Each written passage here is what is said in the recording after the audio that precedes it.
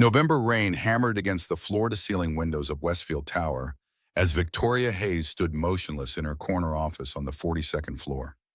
At 32, she commanded a financial empire worth $3 billion, yet Manhattan's glittering skyline through the glass filled her with nothing but emptiness. Her reflection showed a woman draped in designer perfection, a cobalt blue blazer over a fitted black pencil skirt, patent leather heels that clicked authority with every step. Platinum blonde hair fell in perfect waves past her shoulders, framing ice blue eyes that held the cold precision of someone who'd never lost a negotiation. But tonight, those eyes betrayed something else entirely: desperation. Victoria pressed her forehead against the cold glass, watching tiny figures scurry below like ants, all with places to go, people to see, lives that mattered. What did she have? Quarterly reports, hostile takeovers, a penthouse apartment that echoed with silence. 6 months. That's how long it had been since the diagnosis that changed everything. Stage 2, they'd said. Treatable, they'd promised. But the treatments had left her weak, vulnerable, stripped of the armor she'd worn since childhood. For the first time in her life, Victoria Hayes was afraid. Not of death, she'd made peace with mortality, but of dying alone, unloved, unmissed, except by shareholders concerned about stock prices. The memory of her father's funeral 3 years ago still haunted her. Thomas Hayes had died surrounded by lawyers, not family. The few relatives who'd attended had come for the will reading, not to mourn. Victoria had stood at his graveside and made a silent vow she would not end up like him. Yet here she was, following his exact path, measuring her worth in zeros on a balance sheet. Her assistant's voice crackled through the intercom, breaking through the abyss of her thoughts. "Cancel it," Victoria whispered, her voice barely audible. The words exploded from her chest when Margaret asked her to repeat. "Cancel the board meeting. I'm leaving." Victoria grabbed her Burberry coat and headed for the private elevator, ignoring Margaret's protests. The elevator descended rapidly, her stomach lurching with each floor. When the doors opened to the lobby, she strode past marble columns and gold fixtures, past security guards, who straightened at her approach, past the massive bronze sculpture that bore her company's logo. She pushed through the revolving doors and stepped into the rain without an umbrella. The cold water soaked through her expensive clothing immediately, but she welcomed it. It was real, something she could feel beyond the numbness that had consumed her for months. 3 blocks later, makeup running down her cheeks, though she couldn't bring herself to care. Victoria paused outside an upscale Italian restaurant where she'd hosted countless business dinners. That's when she saw him. A man in a gray janitor's uniform knelt on the wet sidewalk, comforting a small girl who was crying. The child, no more than 6 years old, wore a bright pink dress, too thin for the weather, her blonde hair hanging in damp ringlets around a face contorted with distress. "Daddy, I'm hungry," the girl sobbed, clutching her father's calloused hands. The man, 35 perhaps, with kind brown eyes and hair darkened by rain, pulled his daughter close. "I know, sweetheart. I know. But we can't eat here. Remember, this place is too expensive. But you work here. Can't they give us something, Emily, baby?" "That's not how it works." His voice cracked with exhaustion and defeat. "We'll go home and I'll make you that pasta you like. Okay, the kind with butter. But we don't have any cheese left." The absolute resignation in that tiny voice struck Victoria like a physical blow. She found herself crossing the street before conscious thought could stop her. The man noticed her approach and instinctively pulled his daughter closer, his body language screaming wariness. Victoria understood why a woman in designer clothing, clearly wealthy, approaching them on a rainy street. Nothing good ever came from this intersection of worlds. "Excuse me." Victoria realized her voice had come out too harsh, too boardroom. She tried again, softer. "I'm sorry to intrude, but I couldn't help overhearing.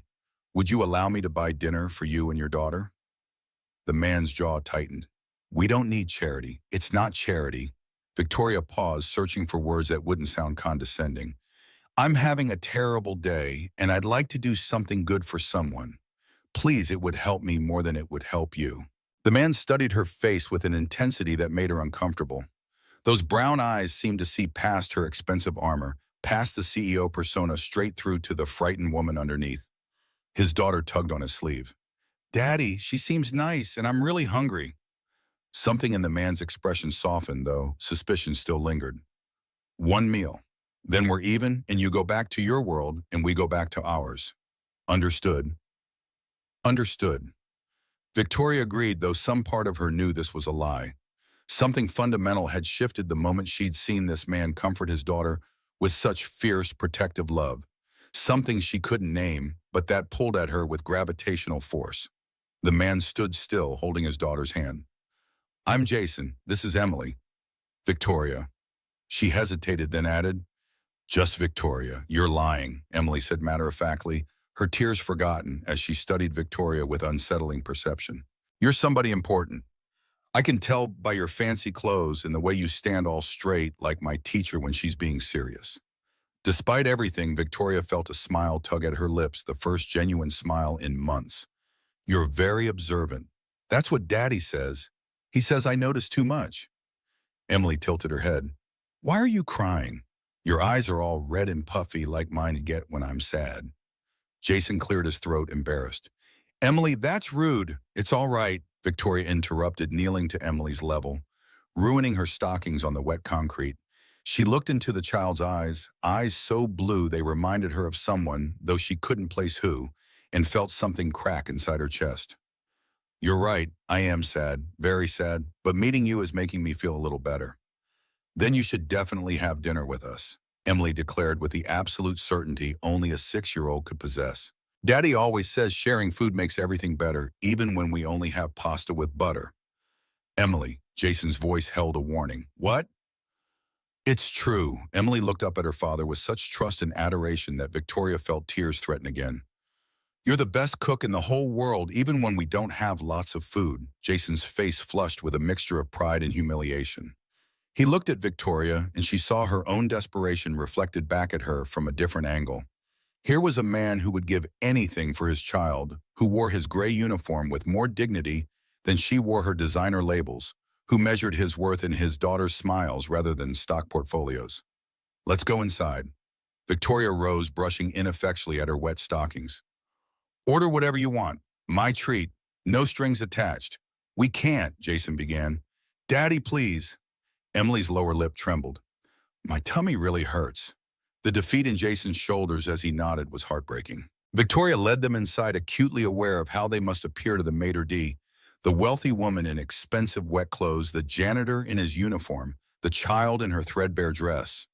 But Victoria had hosted enough events here that the staff knew better than to comment. "Miss Hayes," the maitre d' greeted her with practiced warmth. "Your usual table, the private dining room, actually. And Paulo's best wine, please." "Certainly. Right this way." As they followed, Emily slipped her small hand into Victoria's free one. The gesture was so natural, so trusting, that Victoria thought her heart might stop. When was the last time someone had touched her with such guileless affection? When had anyone looked at her and seen something worth reaching for beyond her bank account? The private dining room was elegantly appointed with cream walls, ambient lighting, and a table that could seat 12 but would hold just the 3 of them. Jason looked increasingly uncomfortable, his hands fidgeting with the edge of his damp uniform jacket. "Sir, madam, might I take your coats?" the server asked. "No," Jason said quickly. "We're fine." But Emily was already shrugging out of her thin cardigan, revealing the full extent of her worn dress. "I'm too hot anyway," she announced, climbing into a chair far too large for her. "Ooh, are those real flowers? They're so pretty." Victoria watched as Emily examined the centerpiece with wonder, her tiny fingers gentle on the petals. This child, who probably owned nothing beautiful, treated the flowers with such reverence. Meanwhile, Victoria's penthouse was filled with exotic arrangements she never noticed because they were simply expected. "Order anything." Victoria encouraged, handing Jason a menu. "Truly, I mean it." Jason's hands trembled slightly as he opened it. She watched his eyes widen at the prices, watched him instinctively look for the cheapest items, watched him swallow hard before closing it. "Just some pasta for Emily and water for both of us." "No." The word came out more forcefully than Victoria intended. "Emily, what's your favorite food?" "Spaghetti with meatballs," Emily said immediately. "The big ones like in the cartoon where the dogs eat it together." "Then spaghetti with meatballs it is." "And Jason, what about you?" I said, "Water is fine. The ribeye is excellent here." Victoria pressed, "Medium rare with the truffle butter. And their lobster ravioli is to die for. Please let me do this." Something in her tone must have conveyed the depth of her need, because Jason finally nodded, his voice barely above a whisper. The chicken parmesan. Thank you. Victoria ordered enough food for 6 people, along with wine, appetizers, and desserts. The server raised an eyebrow, but said nothing. As they waited, an awkward silence settled over the table. Emily broke it. Are you a princess? She asked Victoria seriously. Victoria laughed, the sound rusty from disuse. What makes you think that you're really pretty and you have fancy clothes and you're buying us dinner like a fairy godmother? Princesses and fairy godmothers are the same thing, right, Daddy?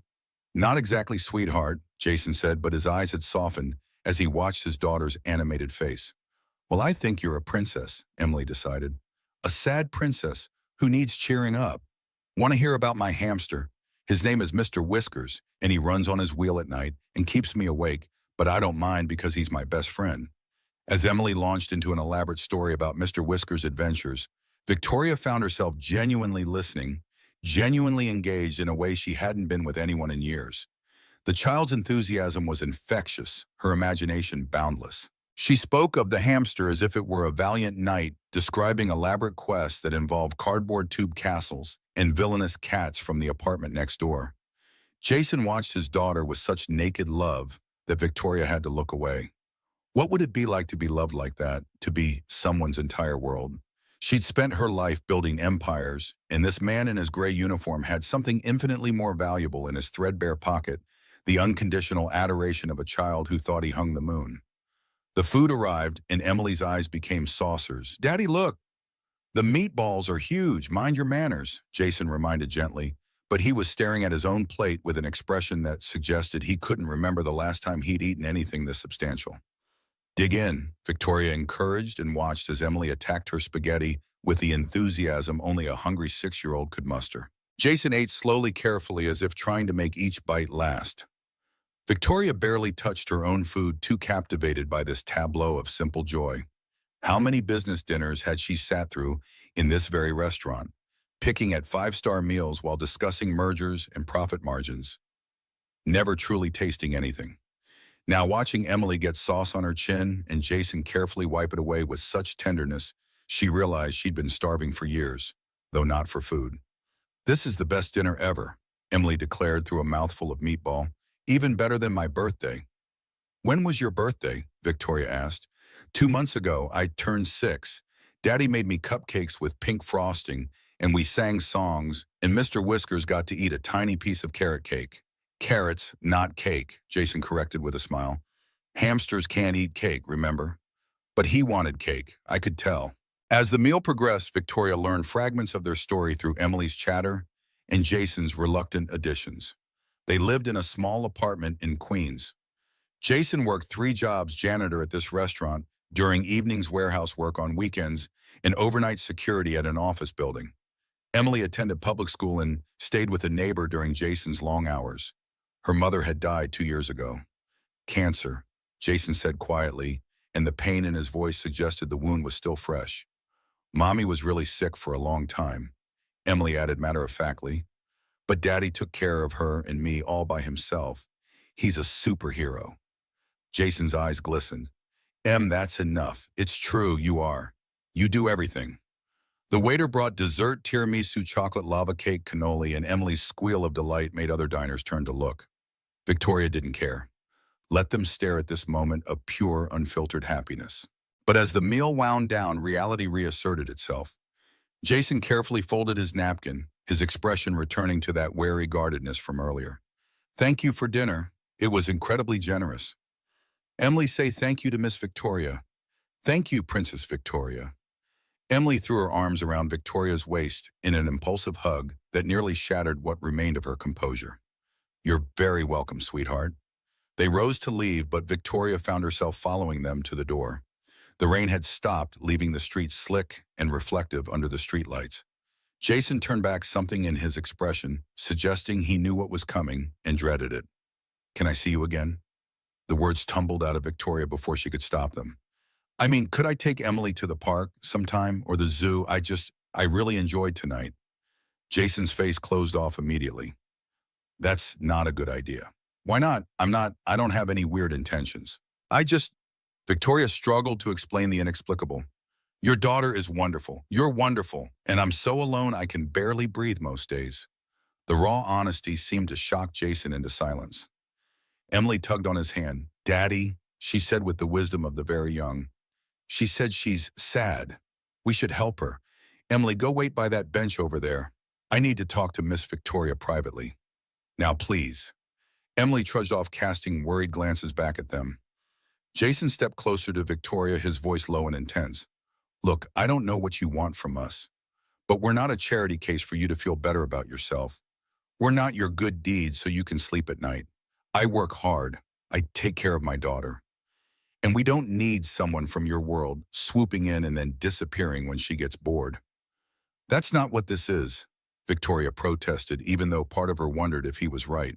Isn't it? You'll play with Emily for a few weeks, shower her with gifts we can't afford, make her believe in fairy tales. And then what?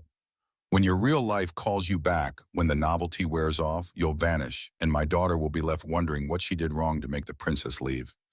Each word was a dagger, precise in cutting, and Victoria recognized the pain behind them. He'd been hurt before. He'd learned to trust no one, especially not people like her. I'm dying, she heard herself say. Jason froze. What? I have cancer. Stage 2. I'm in treatment, and the prognosis is good, but I'm terrified. Victoria's voice broke. I'm 32 years old. I have $3 billion, and I realize tonight that when I die, no one will actually miss me. No one loves me. Not really. Not like you love Emily. Not like she loves you. Tears were streaming down Victoria's face now, her carefully constructed armor in ruins. I don't want your pity. I don't want to use you. God, I don't even know what I want. I just know that sitting at that table with you and your daughter was the first time in years I felt human. Jason stared at her, his expression cycling through shock, suspicion, and something that might have been compassion. I don't know what to say. Say yes. Say you'll let me be part of your lives, even just a little. I'll never interfere. I'll never try to replace anyone or change anything. Her voice broke. I just don't want to die alone. The silence stretched between them, heavy with everything unsaid. Finally, Jason exhaled slowly. This is insane, I know. You realize we have nothing in common, that our lives are completely incompatible. I know, and that the moment this stops working for Emily's well-being, it ends immediately.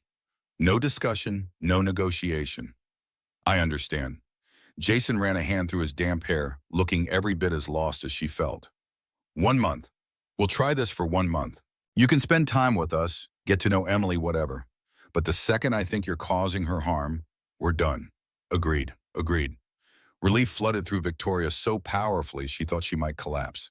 And for the record, Jason added, his voice softer now, I don't think you're a bad person, just a lonely one. I understand lonely. Before Victoria could respond, Emily came running back, her face anxious. Are you fighting? Please don't fight. Fighting makes people go away forever. Jason scooped her up, and she wrapped her arms around his neck. We're not fighting, baby. Princess Victoria is going to be our friend for a while. Would you like that? Emily's face lit up like Christmas morning. Really, truly.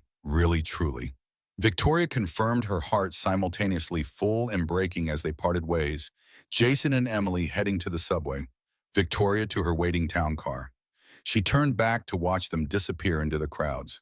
Jason held Emily's hand tightly, his free arm wrapped around his daughter's shoulders, protecting her from the world. And Emily skipped beside him, already chattering about the princess who bought them dinner, turning their encounter into the stuff of fairy tales. Victoria climbed into her car and gave her driver the address of her penthouse. But she couldn't shake the feeling that she'd just set something in motion that would change everything. In 1 month, when this arrangement ended, would she be strong enough to walk away? Or had she just made the biggest mistake of her life? Her phone buzzed with messages. 17 from her office, 6 from Richard, countless from business associates wondering where she disappeared to. She ignored them all and instead stared out the window at the city lights blurring past, thinking of a little girl in a pink dress who'd called her a princess, and a man in a gray uniform who'd looked at her and seen straight through to her lonely, desperate soul. What had she done? And why did it feel like her empty life had finally found its purpose, even if that purpose was guaranteed to end in heartbreak? 3 days after that fateful dinner, Victoria stood outside Emily's public school at dismissal time, her hands shaking despite the mild November weather. She'd traded her usual power suits for dark jeans and a cream cashmere sweater, trying to look less intimidating, though the Hermes scarf probably undermined the effort. Parents and nannies clustered in groups chatting easily while they waited, and Victoria felt like an alien studying human behavior through glass. Jason had texted her the address that morning with a simple message: Emily would like to see you. 3 p.m. Dismissal. Don't be late. No warmth, no encouragement, just the bare facts. She'd canceled 3 meetings to be here and had no regrets. The school doors burst open and children poured out like a multicolored flood. Victoria scanned the crowd anxiously until she spotted Emily's blonde curls bouncing as she ran toward a familiar gray uniformed figure. Jason must have left work early to pick her up. He caught Emily in his arms, spinning her around as she shrieked with laughter, and the casual display of affection made Victoria's chest ache. Then Emily saw her, Princess Victoria. She screamed, wriggling out of her father's grasp and sprinting across the schoolyard, her backpack bouncing wildly. Several parents turned to stare at the woman in designer clothing being tackled by a small child. Victoria knelt just in time to catch Emily, who threw her arms around her neck with such force they both nearly toppled over. You came. I told everyone at school that a real princess was my friend, but nobody believed me, and Jenny said I was a liar. But you're here and you're real, and now everyone will see Emily breathe, Jason said, reaching them with an apologetic expression. Sorry she's been like this all day. I think her teacher is ready to quit. I don't mind, Victoria said and meant it. Emily's enthusiasm was like sunshine after years of darkness. Hi, Emily. I missed you. You did? Really, truly. Emily's blue eyes searched her face with that unnerving perception children possessed. Really, truly. See, Daddy, I told you she'd come back. Emily grabbed Victoria's hand and tugged. Can we go to the park? Please, please, please. There's a new playground with swings that go really high, and I want to show you. Jason hesitated, his protective instincts clearly warring with his daughter's happiness. Miss Victoria probably has work. Actually, I'm completely free, Victoria interrupted. The park sounds wonderful. You're sure? Jason asked, and she heard the real question underneath. Are you sure you're ready for this? For a hyper 6-year-old who will claim every ounce of your attention and give nothing back but messy affection, I'm sure. They walked to the nearby park, Emily between them, holding both their hands and swinging herself forward with each step. She chattered nonstop about her day, the spelling test she'd aced, the art project involving macaroni, the boy who'd stolen her chocolate pudding at lunch. And then Mrs. Peterson said that sharing is caring, but Daddy, he didn't ask to share. He just took it. That's not sharing. That's stealing, right? Right, Jason confirmed, his lips twitching with suppressed amusement. So I told Mrs. Peterson that, and she made Billy apologize and give me his apple slices, so it worked out okay.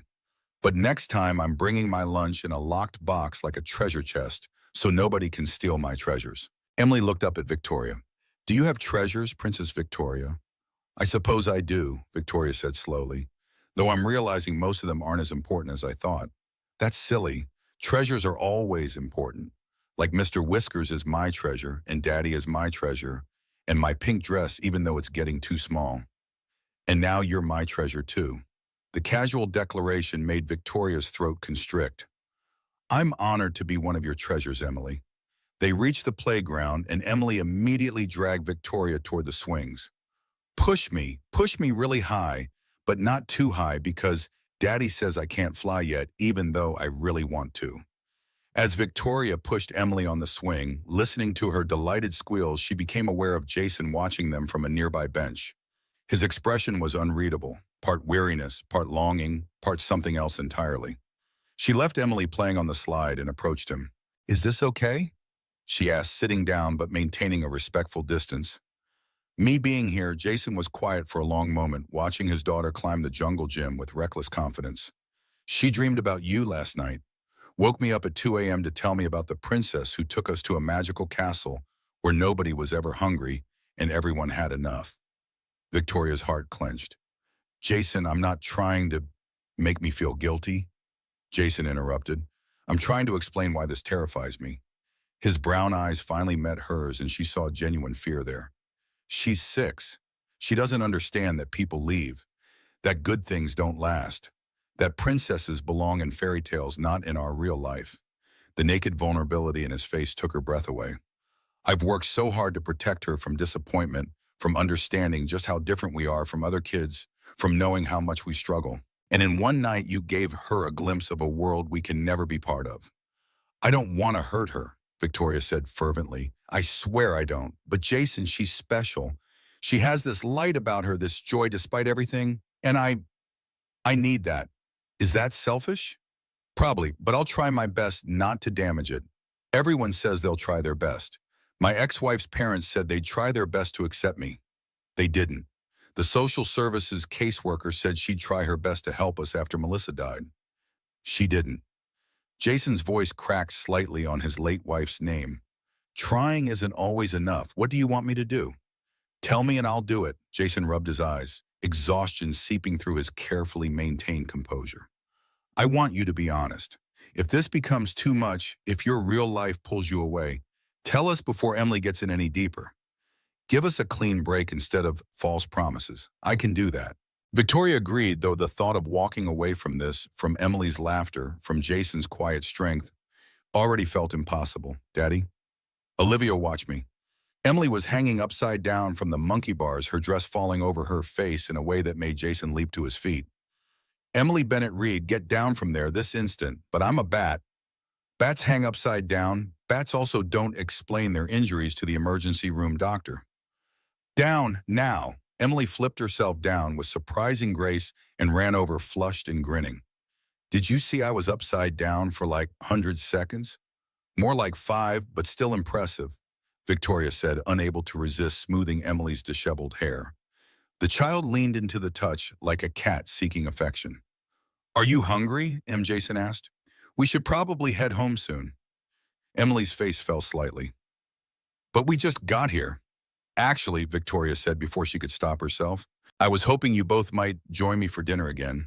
There's this amazing little bistro nearby that has the best grilled cheese sandwiches in the city. Grilled cheese, Emily's eyes lit up. That's my second favorite food after spaghetti. Jason looked torn. Victoria, we can't keep letting you pay for everything. Please, Victoria interrupted quietly. I know it makes you uncomfortable and I understand why, but sharing meals with you both is the highlight of my week. Let me have this.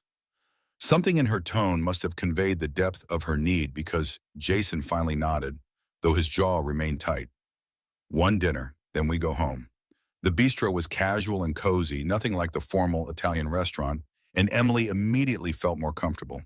She bounced in her seat, examining the crayon-drawn menu with intense concentration. I want the grilled cheese with extra cheese and the fruit cup and the chocolate milk and maybe the cookies if Daddy says it's okay, she announced. That's a lot of food, Jason cautioned.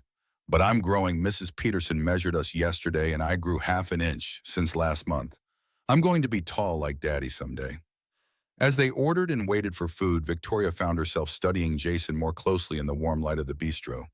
She could see the fine lines around his eyes, the calluses on his hands from hard labor, the way his uniform hung slightly loose as if he'd lost weight recently. He was handsome in an understated way, strong jaw, kind eyes, an expression that suggested he smiled more before life got hard. How long have you been working at the restaurant? She asked. Jason took a sip of water before answering. 2 years, since Melissa died. Before that, I was an accountant, actually. Had a decent job, health insurance, all of it. Victoria blinked in surprise. You're an accountant, was. Past tense. When Melissa got sick, her treatments weren't fully covered. We went through our savings, then our retirement. I took a second mortgage on our house, which we eventually lost anyway. By the time she died, we had nothing left except debt. His voice was matter-of-fact, but pain flickered across his face. Her parents blamed me for not saving her. Said if I'd been a better provider, she would have had access to better treatments. Maybe they were right. That's not fair, Victoria said fiercely. Isn't it? I watched my wife waste away while I worked 3 jobs that still weren't enough. I watched her try to hide her pain from Emily because we couldn't afford proper pain medication. I held her hand while she died and promised her I'd take care of our daughter. And now I'm a janitor who can barely keep us fed. The words poured out of Jason like poison he'd been holding in too long. Emily, who'd been coloring on the paper tablecloth, looked up with worried eyes. Daddy's sad again. He gets sad sometimes when he thinks about Mommy. It's okay to be sad, Victoria said gently, torn between wanting to comfort Jason and not overstepping. Sometimes sad feelings need to come out so we can feel better later. That's what Daddy tells me when I cry about Mommy. Emily abandoned her crayons and climbed into her father's lap, wrapping her small arms around his neck. It's okay to be sad, Daddy. I still love you, even when you're sad. Jason held his daughter tightly, his eyes squeezed shut. I love you too, baby girl, more than anything in the whole world. Watching them, Victoria felt like an intruder on an intimate moment. Yet Emily reached out one hand toward her, an invitation to join their circle of grief and love. Hesitantly, Victoria covered the small hand with her own, and for a moment the three of them formed a connected chain of hurting hearts, seeking comfort. The food arrived, breaking the heavy moment. Emily attacked her grilled cheese with enthusiasm, cheese stretching dramatically with each bite. This is so good, Daddy. You should try Princess Victoria's fancy grilled cheese. I'm sure it's delicious, Em. No, really try it. Emily held up her sandwich. Here. Before Jason could protest, his daughter had shoved half her sandwich toward his mouth. He took an obligatory bite, then another, and Victoria realized with a start that he was probably genuinely hungry. How often did he skip meals to make sure Emily had enough? Here. Victoria pushed her own plate toward him. I ordered too much anyway. Help me finish. I can't. You can and you will, because otherwise it's going to waste. And that's just sad. She used the same tone she employed in boardrooms. Brooking no argument. Eat, Jason, please. He looked like he wanted to refuse, pride warring with hunger, but finally took a fry from her plate. Then another. Soon they were sharing food while Emily narrated a complex story about her imaginary friend Sparkle, who lived in a rainbow and fought dragons with kindness. And then the dragon said he was sorry for being mean, and Sparkle gave him a hug, and they became best friends and had tea parties every Tuesday. Emily concluded triumphantly. Sounds like Sparkle is very wise, Victoria said. She tells me things all the time, like she told me you were going to be our friend before Daddy even said yes. She said you needed us as much as we needed you. Jason and Victoria exchanged a look over Emily's head, his questioning hers equally uncertain. Out of the mouths of babes, indeed. After dinner, they walked Emily home. Their apartment building was in a rougher part of Queens, the lobby dingy and smelling of mildew. Jason carried Emily, who'd fallen asleep against his shoulder, her small body boneless with exhaustion.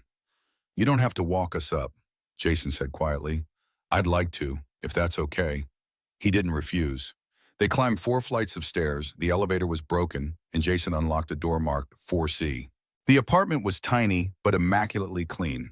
The living room held a threadbare couch, a small TV, on a crate, and countless drawings taped to the walls. Emily's artwork transformed the shabby space into a gallery of childhood imagination. Rainbows, unicorns, princesses, and one drawing labeled Me and Family, showing stick figures of Jason, Emily, and what must be Melissa. Jason carried Emily to her bedroom, and Victoria glimpsed a narrow bed with mismatched blankets and shelves made from boards and bricks, holding a precious few toys and books. Mr. Whiskers ran on his wheel in the corner, and Jason checked to make sure the hamster had food and water before tucking Emily in without waking her. Back in the living room, Jason sagged onto the couch, suddenly looking much older than 35. This is our castle, he said with bitter humor. Not quite the fairy tale version. Victoria sat beside him, careful to maintain distance. It's filled with love. That's more than my penthouse has. Love doesn't pay rent. Love doesn't put food on the table or keep the lights on. Jason rubbed his face. I'm sorry, I don't mean to dump all this on you. It's just been a long few years, don't apologize. I asked to be part of your life. That means the hard parts too. They sat in silence for a moment, the only sound Mr. Whisker's wheels squeaking rhythmically. Finally, Jason spoke again, his voice barely above a whisper. She needs so much that I can't give her. Dance classes, art supplies, field trips I can't afford. Last week her school had a book fair, and she came home crying because all the other kids bought books and she couldn't. I had $8 in my account. $8. His hands clenched into fists. What kind of father can't buy his kid a $5 book? The kind who's doing everything humanly possible. Victoria said firmly, Jason, you're working 3 jobs. You're keeping her fed and safe and loved. That's not failure. That's heroic. Doesn't feel heroic. Feels like drowning. Victoria did something she'd never done before. She reached out and took his hand. His calloused fingers tensed in hers and slowly relaxed. Let me help. Not with money, I know that makes you uncomfortable, but maybe with time. I could pick Emily up from school sometimes, take her to the library or the park, give you a few hours to rest or catch up on sleep, or just breathe. Jason looked at their joined hands, his expression unreadable. Why are you really doing this? And don't say it's because you're lonely or dying. There's something else, isn't there? Victoria thought about lying about maintaining her carefully constructed walls. But something about this shabby apartment with its love-filled walls demanded honesty. When I was Emily's age, my father sent me to boarding school. Not because he couldn't afford to keep me, he was already wealthy, but because I was inconvenient, in the way of his business empire.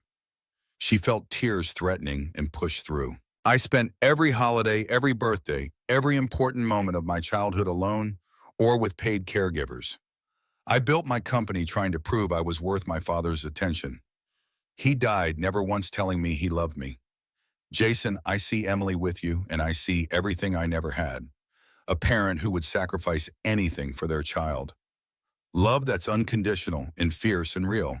And maybe I'm trying to feel even secondhand what that kind of love is like. She wiped her eyes roughly.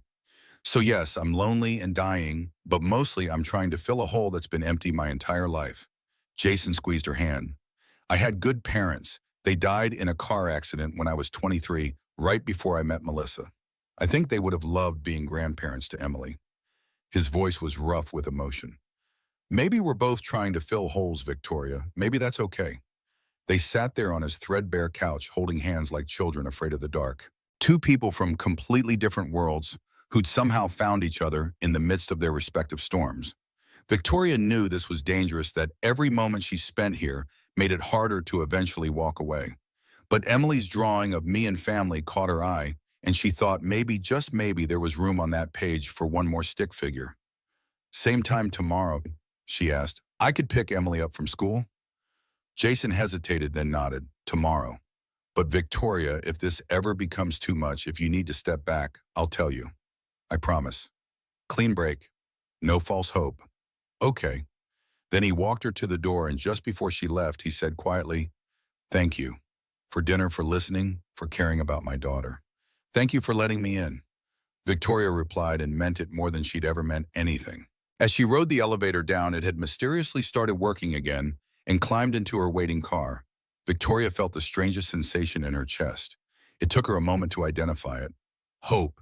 Terrifying, fragile, completely irrational hope that maybe she'd found something real in a tiny apartment in Queens. Something worth fighting for. Something that might actually fill the emptiness that had haunted her for 32 years.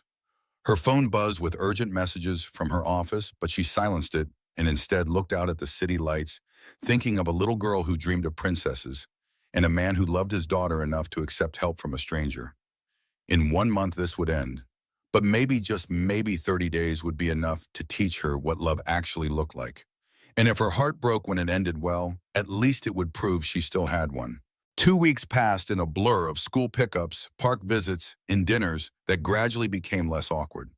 Victoria learned Emily's routine, how she always put her left shoe on first, how she refused to eat green vegetables unless they were disguised in cheese sauce, how she talked to Mr. Whiskers in elaborate narratives about their day.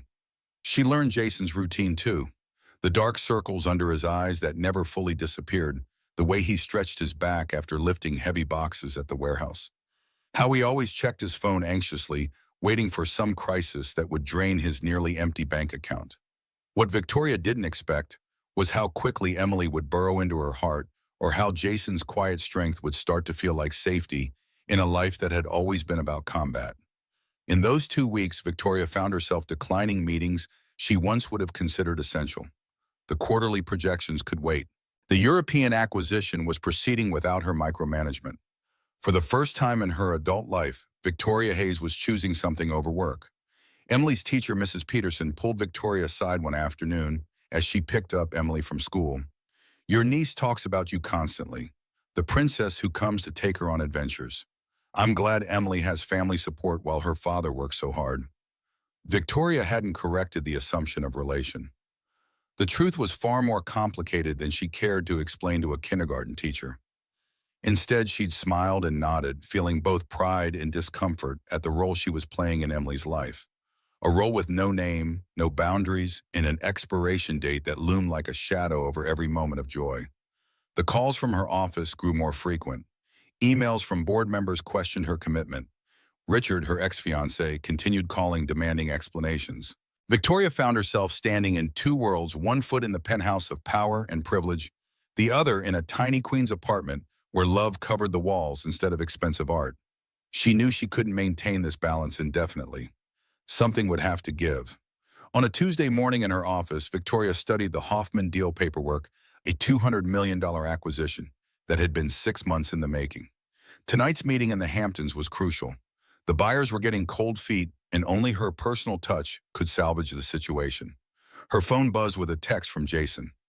Emily has a half day. Can you still pick her up at 1? Victoria had forgotten. She'd promised to take Emily to the library, then help her make pizza from scratch, a promise made when tonight's meeting had been scheduled for tomorrow. She texted back, of course. We'll be there.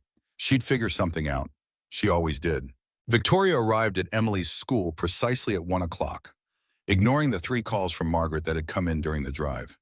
Emily burst through the doors, spotted her immediately, and came running with her usual unbridled enthusiasm. Princess Victoria. Emily threw herself into Victoria's arms. You remembered? Victoria smoothed Emily's windblown curls. Of course I remembered. We have a date with the library and pizza making, don't we? Yes, Emily bounced on her toes. I told everyone in my class that we're making pizza from scratch. Jenny said that's not true because princesses don't make pizza, but I told her you're a special kind of princess who does normal things too. Victoria found herself smiling. Your friend Jenny seems very concerned with what princesses do. She's not my friend. She's mean, and she pulled Susie's hair yesterday.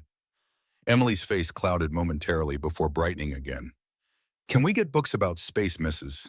Peterson says we're learning about planets next week, and I want to know everything first. Absolutely. Victoria took Emily's small hand in hers as they walked to the car. Any other subjects you're interested in, dragons? And cooking. And maybe one about how to teach Mr. Whiskers tricks. Emily's interest flowed like water, boundless and constantly changing direction. They spent 2 hours at the library, Emily selecting far more books than she could possibly read in the 2-week borrowing period. Victoria didn't have the heart to make her put any back. As they checked out, Emily proudly handed the librarian her own card, carefully signing her name on the electronic pad with intense concentration. Victoria's phone vibrated continuously in her purse. She ignored it. They had just settled into the car with their literary treasures when Margaret's call finally broke through Victoria's resolve. She answered on speaker as she pulled away from the curb. Victoria, I'm sorry to interrupt, but the Hoffman deal is falling apart. They want to meet tonight and they're threatening to walk if you're not there personally. Victoria's stomach dropped. The Hoffman acquisition. 6 months of negotiations. A deal worth $200 million. She looked at Emily, humming happily in the passenger seat, surrounded by books. Tell them I'll be there in an hour. Miss Hayes, they want to meet at 8:00 p.m. and it's the Hamptons. It's already 3:30. You'll need to leave the city by 6 at the latest. Then I need to go now. Victoria hung up and glanced at Emily, who had stopped humming and was watching her with those perceptive blue eyes. Do you have to go to work? The disappointment in Emily's voice was a physical pain in Victoria's chest. I'm afraid something important came up. But we'll reschedule pizza night, I promise. Emily's face crumpled. But you promised we'd make pizza tonight. You said, I promise, and Daddy says promises are sacred. I know, and I'm really sorry. I'll make it up to you. Victoria tried to keep her voice steady, already calculating how to get Emily home and herself to the Hamptons in time. That's what grown-ups always say. They promise and then they leave. Tears streamed down Emily's face. You're just like all the others. You're going to disappear. Each word was a dagger straight to Victoria's heart. Emily, no, I don't want to hear it. Emily pulled away, her small body shaking. I knew you wouldn't stay. I knew it. Victoria had never felt more torn. On one side, the business she'd built, shareholders who depended on her, a reputation for ruthless reliability. On the other, a little girl's trust, so tentatively given now shattering before her eyes. She drove to Jason and Emily's apartment, where Jason appeared in the doorway, still in his gray uniform from his day shift. his expression hardening as he assessed the scene. "What's going on?" "I have a work emergency," Victoria said helplessly. "I have to cancel tonight." "Of course you do." Jason's voice was flat, emotionless, which was somehow worse than anger. Emily inside. Now, but Daddy inside Emily. The little girl ran past her father, her sobs echoing in the dingy hallway. Jason stepped outside, closing the door behind him, and fixed Victoria with a look that made her want to shrink. 2 weeks. You lasted 2 weeks before your real life came calling. That's not fair. This is my company, my responsibility. And Emily is my responsibility. Jason cut her off a responsibility I foolishly let you into. Do you know what she told me this morning? She told me that when she grows up, she wants to be just like you, successful and pretty and nice. She's already imagining you as a permanent fixture in her life. Jason, I'll reschedule. Don't. Just don't. He ran his hand through his hair, exhaustion and disappointment weighing down every line of his body. This is what I was afraid of. You got your fix of feeling good about yourself, and now real life is pulling you back where you belong. That's not what this is, isn't it? Look at you already checking your phone, already mentally gone. You're standing in my building, but you're already in the Hamptons or wherever it is people like you go. His voice cracked slightly. I don't blame you. This is who you are. But Emily, she's 6 years old. She doesn't understand that princesses can't actually stay in the real world. Victoria felt tears streaming down her face. I care about her, about both of you. This isn't just some charitable hobby. Then prove it. Cancel your meeting. Stay. The words hung between them like a challenge, like a test she was destined to fail. Victoria thought of the Hoffman deal, of her company's shareholders, of her reputation. Then she thought of Emily's tear-stained face, of her accusation. You're just like all the others. She pulled out her phone. What are you doing? Jason asked. Calling my assistant. Victoria dialed, her hand shaking. Margaret, cancel the Hoffman meeting.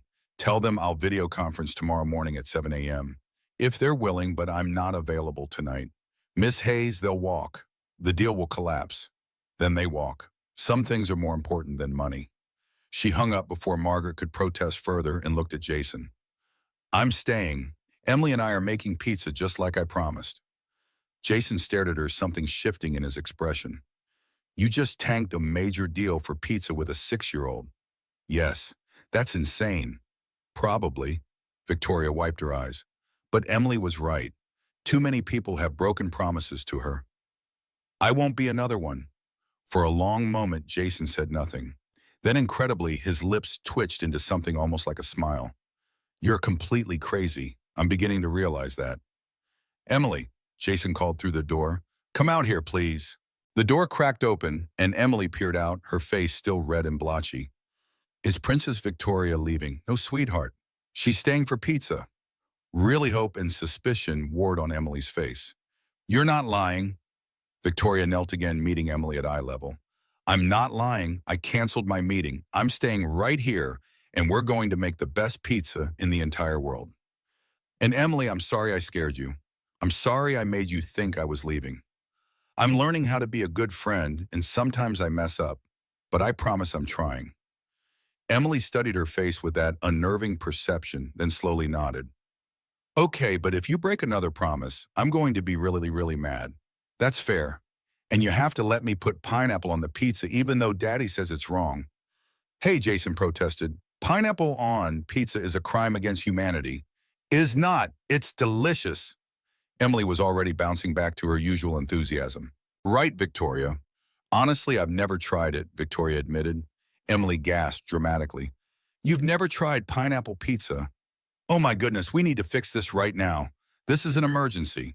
A pineapple emergency. As Emily dragged her inside the apartment, chattering about the proper pineapple to cheese ratio, Victoria caught Jason's eye. He mouthed, thank you. And she nodded, understanding flowing between them without words. They made pizza from scratch, or rather Emily and Victoria made pizza, while Jason supervised and provided running commentary on their technique. Emily insisted on doing everything herself, which resulted in sauce on the ceiling, cheese in her hair, and more toppings on the floor than on the actual pizza. Victoria found herself laughing harder than she had in years, covered in flour, and completely unconcerned about her designer jeans. This is the messiest pizza I've ever seen, Jason observed, trying to look stern, but failing as Emily smushed another handful of mozzarella onto the dough. "It's an artistic pizza," Emily declared. "Like those fancy paintings that don't look like anything but cost $1 million. "Are you saying my pizza looks like nothing?" Victoria pretended to be offended. "No, it looks like love. That's what Daddy says. Food made with love always tastes better even if it looks weird." They baked the pizza and ate it on the floor of the living room, all of them agreeing that despite its appearance, it was delicious. Even the pineapple, which Victoria had to admit wasn't as terrible as she'd expected. After dinner, Emily demanded a story, so they all squished onto the couch with Emily in the middle. Victoria started to read from one of Emily's library books, but Emily interrupted. "No, tell a story from your imagination about a princess who learns to be brave." So Victoria found herself inventing a tale about a princess who lived in a tall tower made of gold, who was very lonely until she met a kind knight and his daughter. She tried to make it subtle, but Emily saw right through it. "The princess is you, and the knight is Daddy, and the daughter is me," Emily announced triumphantly. "Maybe," Victoria conceded with a smile. "What happens next? Does the princess leave her tower?" Victoria hesitated, unsure of the answer. Jason caught her eye over Emily's head, and she saw her own uncertainty reflected back. "The princess is still deciding," she said finally. "Leaving the tower is scary. What if the world outside is dangerous? What if she doesn't know how to live anywhere else, but she has the knight and his daughter to help her?" Emily said with absolute confidence. "They can teach her how to be brave. And maybe she can teach them things too, like how to be fancy and buy books at the book fair." Jason cleared his throat, emotion thick in his voice. "That's a good ending, Em. The princess learning she doesn't have to be alone, and the knight learning he doesn't have to do everything by himself." "Exactly." Emily yawned hugely. "Can I sleep out here tonight like a sleepover? I promise I'll go right to sleep. No questions, no asking for water, no nothing." Jason looked at Victoria, who shrugged. "I'll help you carry her to bed when she falls asleep in 5 minutes. 3 minutes, Jason countered. 2, Victoria bet. Emily lasted exactly 90 seconds before her eyes drifted shut, her small body going limp against Victoria's side. Jason carefully lifted her, and together they carried her to her bedroom. Emily didn't wake as Jason tucked her in, kissing her forehead gently. "Love you to the moon and back, baby girl," he whispered. Back in the living room, the air felt different without Emily's chatter to fill it. Victoria suddenly felt awkward, aware that she was alone with Jason in his apartment late at night, that this intimacy was dangerous and confusing, and nothing like her carefully controlled life. "I should go," she said. "Stay." Jason's voice was quiet but firm. "Please, I think we need to talk." Victoria sat back down on the couch, maintaining careful distance. "About what?" "About what you did tonight, canceling your meeting." Jason leaned forward, his elbows on his knees. "That was either the most selfless thing anyone's ever done for Emily or the most foolish business decision I've ever witnessed." "Maybe both," Victoria admitted. "I'll probably lose the Hoffman deal. It represents months of work and significant profit potential." "And you're okay with that?" "No, but I'm less okay with breaking Emily's heart." Victoria twisted her hands together. "When I was in boarding school, my father canceled visiting me 4 times in 1 semester. Always for business, always with promises he'd make it up to me. He never did. I remember what that felt like, believing nobody would choose me over something else." "Your father sounds like a piece of work." "He was a brilliant businessman," Victoria said carefully. "Just not much of a father." "You're not him," Jason said. "The fact that you even considered staying proves that. But I almost left. Almost chose the deal. Almost doesn't count. You stayed. That's what matters." They sat in comfortable silence for a moment. Then Jason spoke again, his voice hesitant. "Can I ask you something personal?" "Of course, your cancer. How bad is it, really?" Victoria took a deep breath. "Stage 2. Like I said, the oncologist is optimistic. I've been through 3 rounds of chemo, and the tumor is shrinking, but there are no guarantees. I could be fine, or I could relapse, or I could," she swallowed hard. "I won't know for at least another 6 months." "That's terrifying." "It is," Victoria agreed. "But you know what's more terrifying? The thought of going through it alone, of dying in some sterile hospital room with only my assistant to hold my hand because she's paid to care." Jason reached over and covered her hand with his. "You're not alone anymore, Victoria. I mean it. I don't know what this is between us. Friendship, charity, mutual desperation. But you're not alone. Emily adores you, and He paused, seeming to wrestle with himself. I respect you more than I expected to. You're not what I thought you'd be. What did you think I'd be? Shallow, self-absorbed, someone who'd swoop in, disrupt our lives, and disappear. He smiled ruefully. I'm still not convinced you won't disappear, but I'm starting to believe you'd feel bad about it. Victoria laughed, the sound more genuine than anything that had come from her in months. That's possibly the nicest thing anyone has said to me in years. Your life sounds depressing. It was. It is, except for this. She gestured around the shabby apartment. Somehow this disaster of a living room with the broken TV and the hamster wheel squeaking in the background feels more like home than my penthouse ever has. That might be the saddest thing I've ever heard. Told you. Depressing. They smiled at each other and something shifted in the air between them. Something warm and terrifying and full of possibility. Jason seemed to feel it too because he pulled his hand away quickly, standing up. It's late, I should let you go. Victoria stood as well, disappointed but understanding. Same time tomorrow. Actually, Jason hesitated. Tomorrow is my day off from the restaurant. I was planning to take Emily to the free museum day. Would you want to come with us? I'd love that. It's not fancy, he warned. Just the Natural History Museum. We pack sandwiches and spend the whole day because admission is free on Wednesdays. Jason, I don't care about fancy. I just want to spend time with you both. He walked her to the door, and just before she left, he said, for what it's worth, I'm glad you stayed tonight. Emily isn't the only one who would have been disappointed if you'd left. Victoria's heart skipped. Good night, Jason. She rode the elevator down to the lobby, her mind whirling. In her pocket, her phone vibrated constantly, messages from Margaret about the Hoffman deal falling through, emails from board members demanding explanations, texts from concerned colleagues. She ignored all of them. Instead, she thought about Jason's hand covering hers, about the way his eyes had softened when he'd said she wasn't alone anymore, about Emily's complete faith that the princess would learn to leave her tower.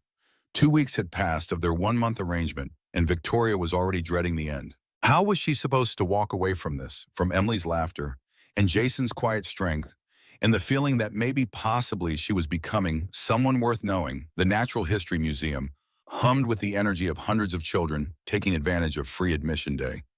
Emily darted from exhibit to exhibit, her enthusiasm undiminished by the crowds or the summer heat that made the massive hall stuffy despite the air conditioning. Look, Victoria, that dinosaur is bigger than our whole apartment building. Emily pressed her face against the glass, protecting a massive Tyrannosaurus skeleton, her eyes wide with wonder. Victoria smiled, catching Jason's eye over Emily's head. He looked more relaxed than she'd ever seen him, dressed in worn jeans and a faded blue t-shirt instead of his uniform. The dark circles under his eyes had lightened, and he'd actually laughed several times today, a rich, warm sound that made Victoria's chest tighten every time she heard it. You know, the T-Rex lived about 68 million years ago. Jason knelt beside Emily, his voice taking on the patient tone of a natural teacher. Scientists think they were actually covered in feathers, not scales like in the movies. Like a giant chicken, Emily giggled at the thought. Kind of, but way scarier. They had these incredibly powerful jaws that could crush bones with one bite. Emily's eyes grew even wider. Would it eat me? One gulp. Jason made a playful chomping motion toward Emily, who shrieked with delight and hid behind Victoria. Save me, Princess Victoria. The dinosaur's going to eat me. Victoria swept Emily up in her arms, twirling her away from Jason. Never fear, brave knight, Emily. I'll protect you from the terrible lizard. Jason watched them, something soft and uncertain in his expression. Victoria suddenly felt self-conscious, aware that she was playing a role in public that had no definition, no boundaries. What were they to each other? What was she to Emily? Questions without answers hung between the three of them, unspoken but impossible to ignore. They ate the sandwiches Jason had packed on a bench in the prehistoric mammals hall. Emily chatted happily about which dinosaur would make the best pet, while Victoria tried not to think about the 12 missed calls from her office or the board meeting she'd rescheduled twice already. I need to use the restroom, Jason said after they'd finished eating. Emily, stay right here with Victoria, okay? Don't wander off, I won't. Emily swung her legs, fidgeting with the blue beaded bracelet on her wrist. When her father was gone, she turned to Victoria with sudden seriousness. This was my mommy's bracelet. Her eyes were the same color as the blue stones, like yours. Victoria felt her breath catch. It's very beautiful. Daddy keeps all Mommy's things in a special box in his closet, but he let me have this because it matches my eyes. Emily twisted the bracelet, her small fingers tracing the smooth stones. Sometimes I forget what she looked like, but Daddy has pictures. Do you miss her? Victoria asked gently. Emily nodded, her eyes suddenly filling with tears. Sometimes I pretend she's an angel watching me, but I don't remember her voice anymore. I try really hard, but I can't hear it. Before Victoria could respond, Emily threw her arms around her in a fierce hug. I'm glad you came to be our friend. Daddy smiles more now. He doesn't look so tired all the time. Victoria held Emily close, her own eyes burning with unshed tears. I'm glad too, sweetheart. So glad. When Jason returned, he found them examining the gemstone exhibit, Emily pressing her bracelet against the glass to compare its blue stones to the sapphires on display. They look the same, Emily exclaimed. Daddy, does that mean my bracelet has real sapphires? Jason tensed slightly. Those were your grandmother's, then your mother's. I'm not sure what kind of stones they are, but they're special because they were passed down. Victoria studied the bracelet more carefully. The stones did look remarkably like sapphires, not the cheap kind, but high-quality gems that would be worth considerable money. She said nothing, though, not wanting to complicate things for Jason or make him feel uncomfortable. As they moved to the next exhibit, Victoria's phone buzzed yet again. She checked it quickly. Another text from Margaret Board called emergency meeting. Your attendance required tomorrow 9 a.m. Subject, Hoffman deal collapse and leadership concerns. Victoria's stomach tightened. The consequences of her choice were materializing faster than she'd expected. She'd known there would be fallout from canceling the Hamptons meeting, but she hadn't anticipated a direct challenge to her leadership. Everything okay? Jason asked, noticing her expression. Just work. Victoria forced a smile. Nothing that can't wait. But she knew it couldn't wait much longer. The life she'd built was beginning to crumble around the edges because of the choices she was making. Sooner or later, she would have to decide which world she belonged, in the Tower of Gold or the tiny apartment with love on the walls. By the time they left the museum, evening was approaching. Emily had crashed from her excitement, high, barely able to keep her eyes open as they waited for the subway. Jason lifted her easily and she settled against his shoulder with the complete trust of a child who knew she was safe in her father's arms. Should I call a car? Victoria offered. It would be faster. Jason shook his head. The subway's fine. We do this all the time. But Emily's exhausted. She'll sleep anywhere. Jason adjusted his daughter's weight. Besides, I don't want her getting used to luxury. Our life isn't about town cars and fancy restaurants. That's your world, not ours. The words stung, even though Victoria knew he hadn't meant them cruelly, just as a statement of fact. Their worlds were different, incompatible in many ways. Yet here they were trying to bridge an unbridgeable gap for reasons neither could fully articulate. They rode the subway in comfortable silence, Emily sleeping soundly against Jason's chest. Victoria found herself studying his profile in the harsh fluorescent lighting, the stubble on his jaw, the tiny scar near his temple, the fan of lines at the corner of his eye that deepened when he smiled. He was handsome in a way that had nothing to do with polished presentation and everything to do with character etched into flesh. He caught her looking and held her gaze. Thank you for coming today. It meant a lot to Emily. It meant a lot to me, too, Victoria said quietly. I can't remember the last time I spent a day just experiencing something, not working, not networking, not calculating advantages, just being. Jason's expression softened. That's sad, it is, but I'm learning. When they reached Jason's apartment, Emily didn't stir as her father carried her to bed. Victoria waited in the living room, suddenly aware that this visit felt different. The dynamic had shifted since last night, though she couldn't pinpoint exactly how. Jason returned from Emily's room, his movements weary, but his eyes alert as they found Victoria's. Can I get you anything? Water, I might have some wine somewhere. I'm fine. Victoria hesitated, then decided to address the elephant in the room. Jason, about tomorrow. I have a board meeting I can't miss. They're concerned about my leadership because I canceled the Hoffman deal. Jason's expression clouded. Because you chose pizza with Emily over business. Yes. Are you going to lose your job? Victoria laughed softly. No, not exactly. I built the company. They can't force me out easily. But they can make things difficult. Question my decisions, apply pressure in 100 small ways. Do you regret it staying last night? Not for a second. Victoria was surprised by how completely she meant it. The Hoffman deal was just money. Emily's trust is worth more. Jason sank onto the couch beside her, closer than he'd sat before. That's not how billionaires usually think. I'm discovering I'm not a very good billionaire. Victoria smiled ruefully. My father would be appalled. Good, Jason said with unexpected vehemence. From what you've told me, your father was a terrible parent who put profit over people. The world doesn't need more of that. The fierce defense touched something deep in Victoria. No one had ever stood up for her against her father, not even after his death. Her board, her colleagues, even Richard, they all worshipped at the altar of Thomas Hayes and his ruthless business acumen. None of them ever suggested that maybe, just maybe, he'd been wrong about what mattered. Tell me about your wife, Victoria said impulsively, then immediately regretted it. I'm sorry, that's too personal. No, it's okay. Jason leaned back, his eyes distant. Melissa was incredible. Kindergarten teacher. She loved children, had this natural way with them. We met right after my parents died. I was a mess, and she just saw through all that, saw me. How long were you together? 8 years before she got sick. Cancer, aggressive. By the time they found it, it had already spread. Jason's voice roughened. We fought it for 18 months. Tried everything, sold everything, but in the end, I'm so sorry. Jason nodded, his jaw tight. She made me promise to be happy again someday. I'm still working on that part. Victoria found herself studying a framed photo on the bookshelf that she hadn't noticed before. A woman with blonde hair and a bright smile held a toddler, Emily, on her lap. Something about the woman's features struck Victoria as oddly familiar, though she couldn't place why. Jason followed her gaze. That was taken about 6 months before she got sick. Emily had just turned 3. Victoria rose and moved closer to the photo.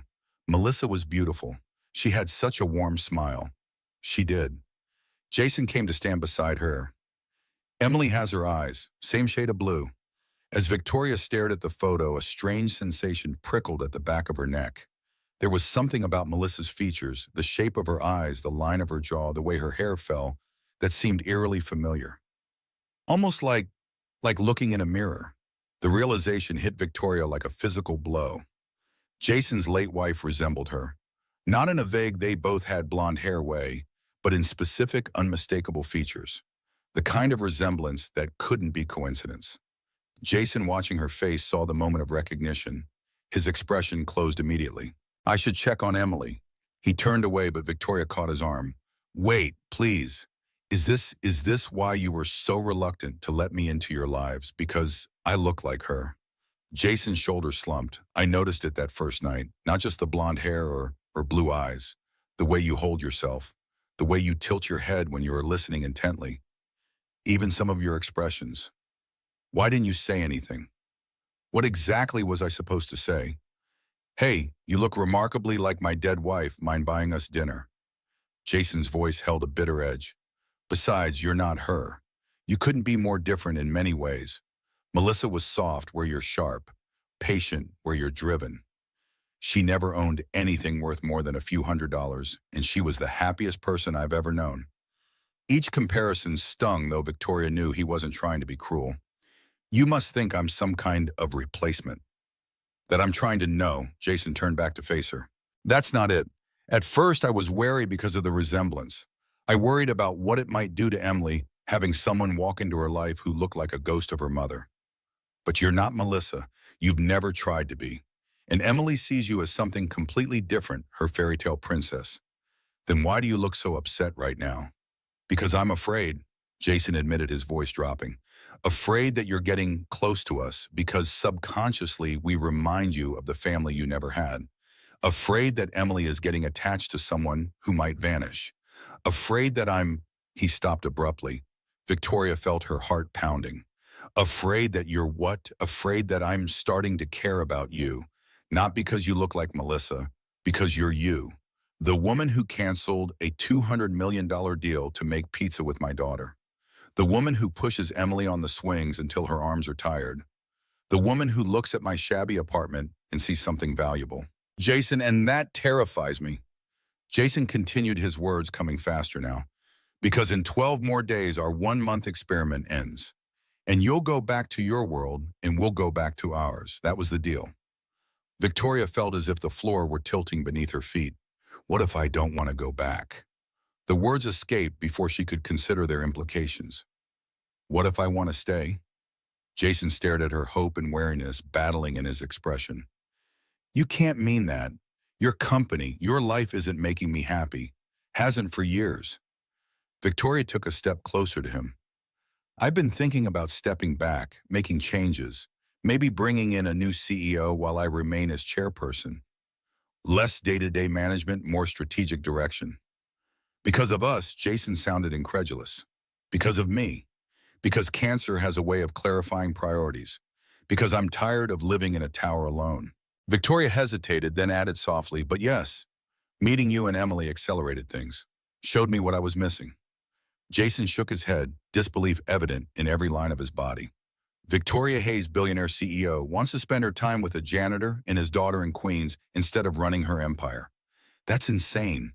Maybe insanity is exactly what I need. Victoria smiled.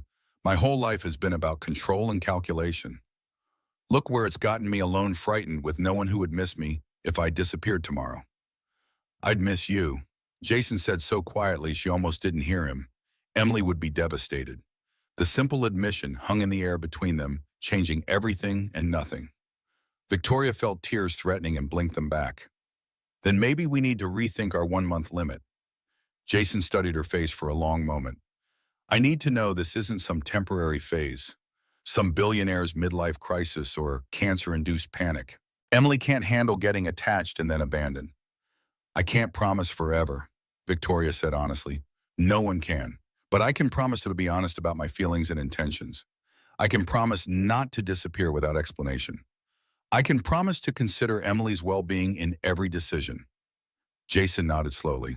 Okay, no more 1-month limit. We take this day by day and see where it goes. Day by day. Victoria agreed, hope blooming in her chest. As she prepared to leave, Jason walked her to the door as usual. But this time something was different, and he stood closer, his eyes searching hers with an intensity that made her breath catch. For a moment, Victoria thought he might kiss her and realized with surprise how much she wanted him to. Instead, he reached out and squeezed her hand briefly. See you tomorrow. Victoria promised and left before she could do something truly reckless, like lean in and close the distance between them herself. In the elevator, Victoria checked her phone and found 27 missed calls, 43 emails, and a text from Richard that read simply, "Your father would be ashamed." For the first time in her life, the implied disappointment of Thomas Hayes didn't sting. In fact, Victoria found herself smiling as she typed a response, "Good." She turned her phone off completely as she climbed into her waiting car, cutting herself off from the demands of her empire. Tomorrow she would face the board, defend her decisions, and begin restructuring the company that had consumed her life. Tonight she would savor the memory of Jason's hand in hers and the promise of something neither of them could yet name. Victoria was so absorbed in her thoughts that she didn't notice the black sedan parked across from Jason's building, or the elderly woman with sharp eyes who watched her departure with intense interest. Didn't see the woman lift a camera and take several photographs of Victoria entering her car. Didn't hear her make a phone call and say simply, "It's her, I'm certain." The board meeting the next morning was every bit as confrontational as Victoria had expected. Seated at the head of the long mahogany table in the Hayes Investments conference room, she faced 8 stern faces, men and women who had respected her ruthlessness for years but now questioned her judgment. The Hoffman deal represented 6 months of work. Richard Chambers spoke first, his handsome features arranged in an expression of concerned disapproval. You canceled the closing meeting for personal reasons. The buyers walked. $200 million evaporated overnight. The shareholders deserve an explanation. Victoria met his gaze coolly. I made a judgment call. The Hoffman properties were overvalued, and the concessions they wanted would have eroded our profit margins significantly. She had prepared this explanation carefully, knowing she couldn't tell them the truth, that a little girl's tears had mattered more than their millions. That's not what you said last week. Margaret Winters, the CFO, consulted her tablet. Last week you called this acquisition the cornerstone of our Q4 strategy. I reconsidered after reviewing the final terms. Victoria kept her voice steady. Business conditions change. We adapt. There are other acquisition targets that offer better value. This isn't like you, Victoria. Jeffrey Howard, the oldest board member and her father's former friend, leaned forward. You've never let personal matters interfere with business before. My father is dead. Victoria cut him off. And I am not him. A shocked silence fell over the room. No one, not even Victoria herself, had ever so directly challenged the ghost of Thomas Hayes, who still haunted these halls. She seized the moment of stunned quiet. I've been considering a restructuring of our leadership. My cancer treatments are progressing well, but they've given me time to reflect on the future of Hayes Investments. I believe we would benefit from bringing in a new CEO to handle day-to-day operations, while I step into the role of executive chairperson, focusing on strategic direction and major relationships. The board members exchanged glances, some calculating, others concerned. Richard recovered first. You're stepping down. I'm evolving my role, Victoria corrected. The company needs continuity of vision but fresh operational leadership. I've identified several potential candidates, both internal and external. Is this because of the cancer? Jeffrey asked bluntly. Are you worse than you have told us? No. I'm responding to it.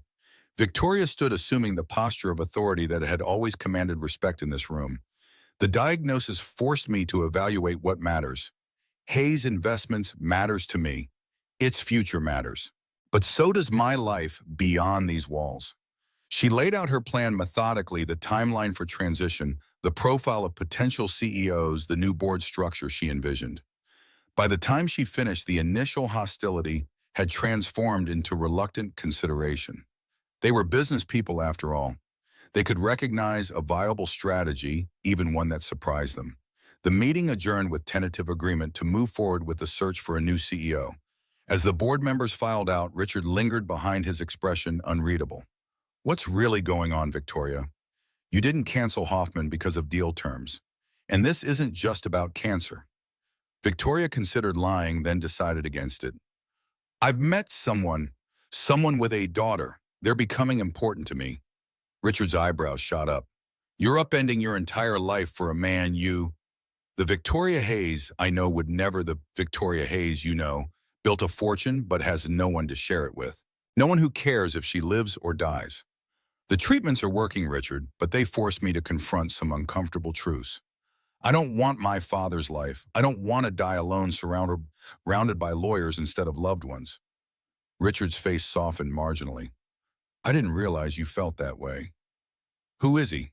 Someone from the cancer support group. Victoria almost laughed at the assumption that any man in her life must be from her socioeconomic circle. He works multiple jobs to support his daughter. One of them is as a janitor at Marcello's. Richard stared at her as if she'd grown a second head. You can't be serious, a janitor.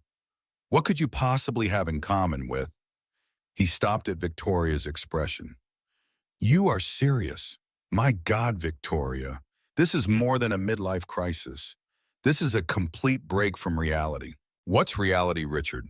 Working 80 hours a week, having no one to talk to except people paid to listen, measuring my worth by the size of my portfolio. Victoria gathered her papers calmly. Jason may be a janitor, but he loves his daughter more than anything in this world. He has values and integrity that money can't buy. Being with them makes me happy in a way nothing in this building ever has. I hope you know what you're doing.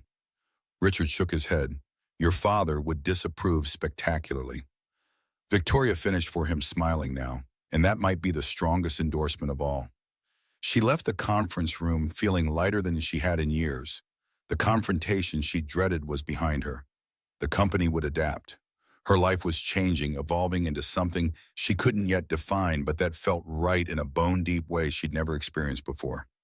As Victoria walked to her car, her phone rang. Jason's number. She answered immediately, her smile audible in her voice. Hey, how did the morning go? The silence on the other end lasted just a beat too long. Jason's voice sounded strange, tight with an emotion she couldn't identify.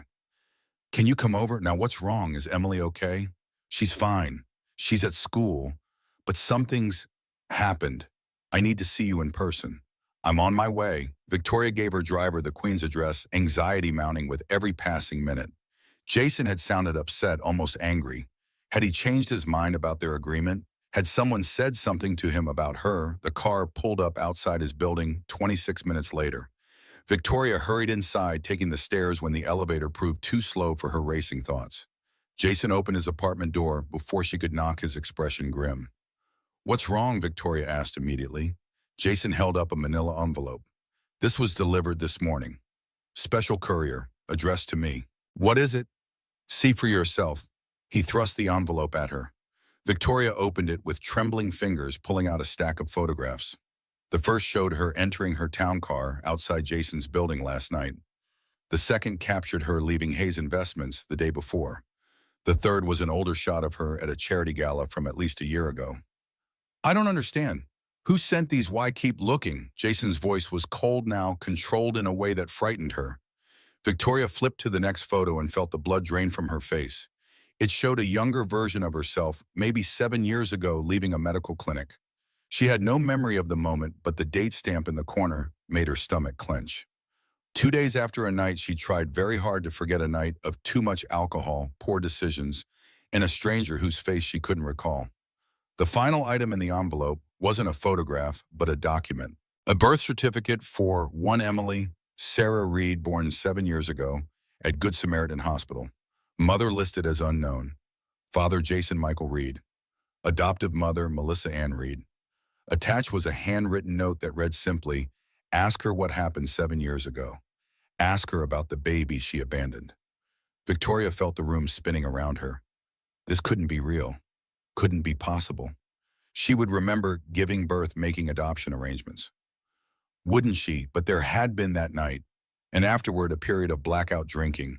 A weekend she'd lost entirely, waking up in a private clinic with a doctor telling her she'd taken care of everything as instructed. She'd assumed it meant, "What have you done?" Jason's voice cut through her confusion, razor sharp with betrayal. "Did you know this whole time? Was this some sick game, finding your abandoned child and playing princess?" "No, God, no. I didn't." Victoria struggled to form coherent thoughts as memories tried to surface, fragmentary and confused. "There was a night years ago. I was in a bad place. Drinking too much. I met someone. The father is listed as unknown." Jason held up the birth certificate. "I adopted Emily as a newborn. The birth mother surrendered all rights, didn't even want to see the baby. Melissa and I were told she was the child of a young college student who couldn't keep her. We never knew names, just that the mother wanted a closed adoption, no contact ever." "I don't remember." Victoria whispered, horror washing through her. "I woke up in a clinic. They told me everything was taken care of. I thought it meant—" "You thought it meant abortion," Jason finished, his voice deadly quiet. "But you didn't follow up, didn't ask questions, just assumed someone else handled your problem and went on with your life." The condemnation in his eyes was unbearable. Victoria felt herself crumbling, the foundation of everything she'd built with Jason and Emily turning to sand beneath her feet. "I didn't know. I swear I didn't know. How could you not know? You had a child." Jason's control finally broke, his voice rising. "How do you forget something like that? I was drinking heavily, taking pills. After my father died, I was—" "Stop. Just stop." Jason raised a hand, physically backing away from her. "I don't want to hear about your poor little rich girl problems. You abandoned your child. Our child." He laughed, a harsh, broken sound. "And then you waltz into our lives playing fairy godmother. Did some part of you know? Is that why you were drawn to Emily?" "No." Victoria was openly crying now. "I was drawn to Emily because she's amazing. Because you're amazing. Because you both showed me what family could be. I never knew, never suspected I need you to leave." Jason's voice had gone cold again, controlled. "Now, before Emily gets home from school. I need time to process this, to figure out what to do." "Jason, please get out." His shout shocked her into silence. "Get out before I say something I'll regret. Before I completely lose it. I can't even look at you right now." Victoria stumbled toward the door, her entire body numb. At the threshold, she turned back. "What are you going to tell Emily I don't know?" Jason's face was a mask of pain and fury. "Maybe I'll tell her the truth, that princesses aren't real, and neither is the fairy tale she thought we were living." The door closed in Victoria's face with devastating finality. She made it to the stairwell before her legs gave out, collapsing onto the grimy steps as sobs tore through her body. Everything was shattered. Everything was lost. And the worst part, the truly unbearable part, was that she couldn't deny it might be true. The timing fit. The blackout period aligned with a pregnancy she'd never known about. Emily's blue eyes so like her own. The strange sense of connection she'd felt from their first meeting. Could Emily truly be her daughter? The child she'd never known she had? And if so, who had sent these photographs? Who had tracked her, movements connected her to Jason and Emily, and then deliberately blown apart the fragile happiness they'd been building? Victoria had no answers. Only the sickening certainty that whatever came next would be the hardest challenge she'd ever faced, harder than building her company, harder than facing cancer. She would have to fight for a family she might have unknowingly abandoned years ago against enemies she couldn't identify, with a man who now looked at her with contempt instead of growing affection. And she had no idea where to begin. Victoria sat in her idling town car outside Jason's building for nearly an hour, unable to leave yet equally unable to go back upstairs. The birth certificate and photographs lay scattered on the seat beside her, physical evidence of a reality she couldn't process. Her driver kept glancing in the rearview mirror with increasing concern but said nothing. She forced herself to examine the birth certificate again. Emily Sarah Reed, 7 years ago at Good Samaritan Hospital. The timing aligned perfectly with that lost weekend, the one she'd blocked from memory, dismissed as rock bottom after her father's death. A night with a stranger whose face she couldn't recall, followed by a hazy recollection of a private clinic where everything was taken care of. But they hadn't ended a pregnancy. They had delivered a baby, her baby, a child she never knew existed. Victoria closed her eyes, and memories fighting through the fog. The doctor had mentioned papers she'd signed. Had she, in her drugged, grief-stricken state, signed away her parental rights? Authorized a closed adoption without ever seeing her own daughter? Her phone rang, startling her from the spiral of questions. Margaret. Victoria rejected the call, then changed her mind and dialed back. Margaret, I need something unusual. I want you to find out everything you can about an adoption 7 years ago at Good Samaritan Hospital. A baby girl, Emily Sarah Reed, adopted by Melissa and Jason Reed. Miss Hayes, that's highly irregular. Adoption records are sealed. I don't care what strings you have to pull or who you have to pay. Victoria's voice hardened into the tone that had built her empire. Find out who arranged it, who facilitated it, who was involved, and track down an elderly woman who's been following me. She's been taking photographs. She knows about my connection to the Reeds. Your connection to... Margaret's confusion was audible. Just do it. I'll explain later. And Margaret trusts no one with this information. Not Richard, not the board, no one. Victoria ended the call and began to formulate a plan. Jason had thrown her out, but she couldn't walk away. Not now, not knowing what she knew. Every instinct screamed to fight, to use her wealth and power to force her way back into Emily's life. Lawyers, courts, DNA tests. But that path would destroy everything. Jason would never forgive her. Emily would be traumatized.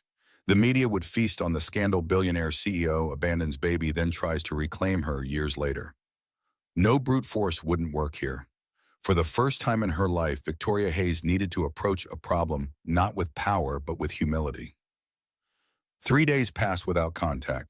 Victoria moved through her life like a ghost, attending meetings, signing documents, all while her mind remained fixated on a tiny apartment in Queens, where a little girl with her eyes lived. She'd tried calling Jason once, but the call went straight to voicemail. She hadn't left a message. What could she possibly say? Margaret had come through with preliminary information. The adoption had indeed been arranged through a private agency called New Beginnings, now defunct. The attorney who had handled the paperwork, one Franklin Morris, still practiced in Manhattan. Victoria had an appointment with him tomorrow. As she prepared for bed on the third night, her phone rang, an unknown number. Her heart leapt to her throat as she answered. Victoria Hayes speaking. The voice on the other end was elderly, female, and unfamiliar. Ms. Hayes, my name is Eleanor Donovan. I believe we need to talk about my granddaughter. I'm the one who sent those materials to Jason. Victoria's grip on her phone tightened until her knuckles whitened. Where are you? I'm at the Westmont Hotel, room 412.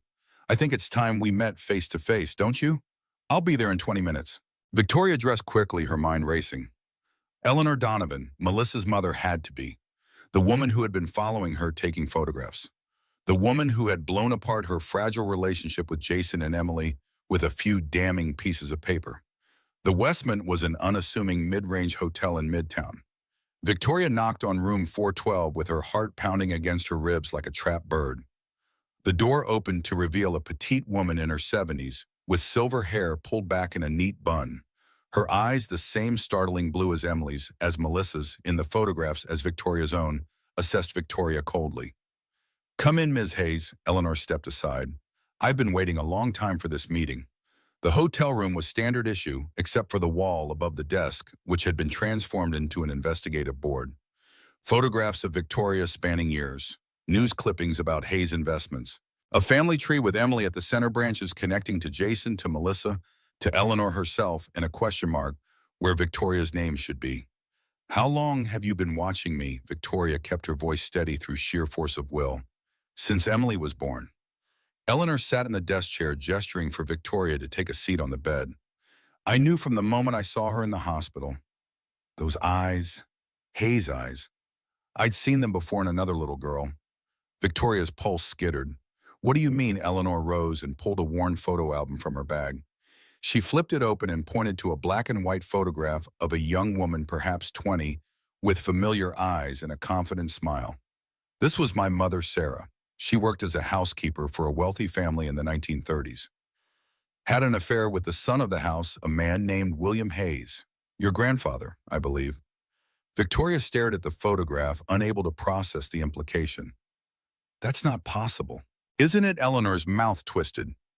"When Sarah got pregnant, William paid her off, made her disappear. My mother raised me alone, but she kept track of the Hayes family from afar.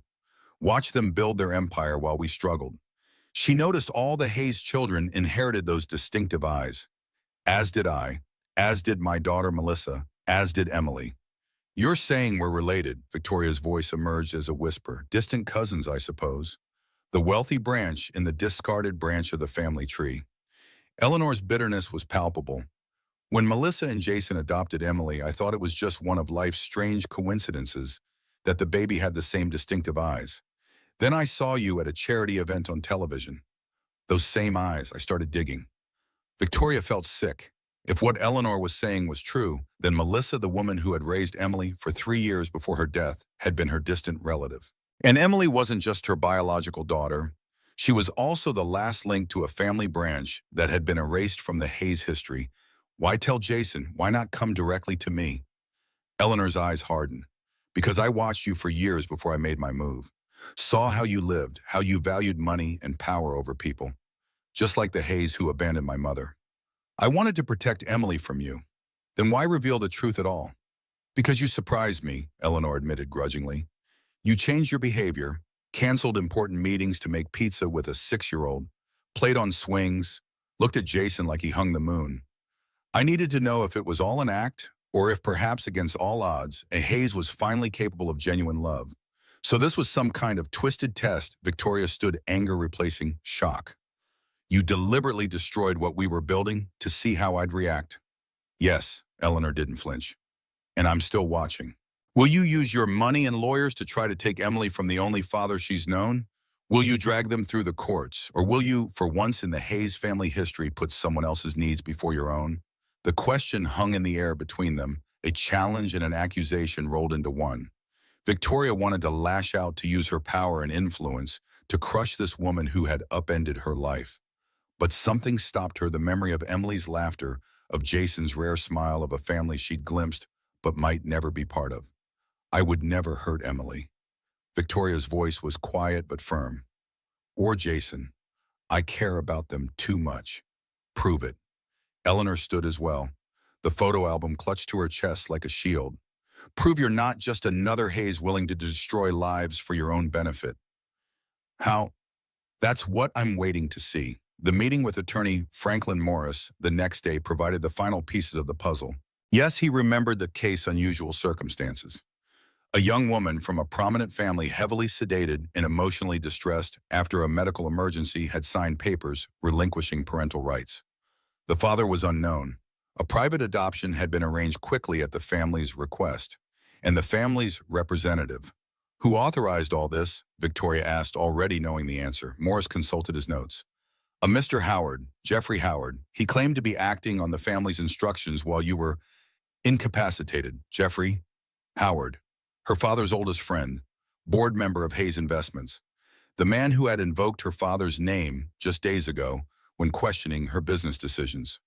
Victoria felt cold fury settle in her bones.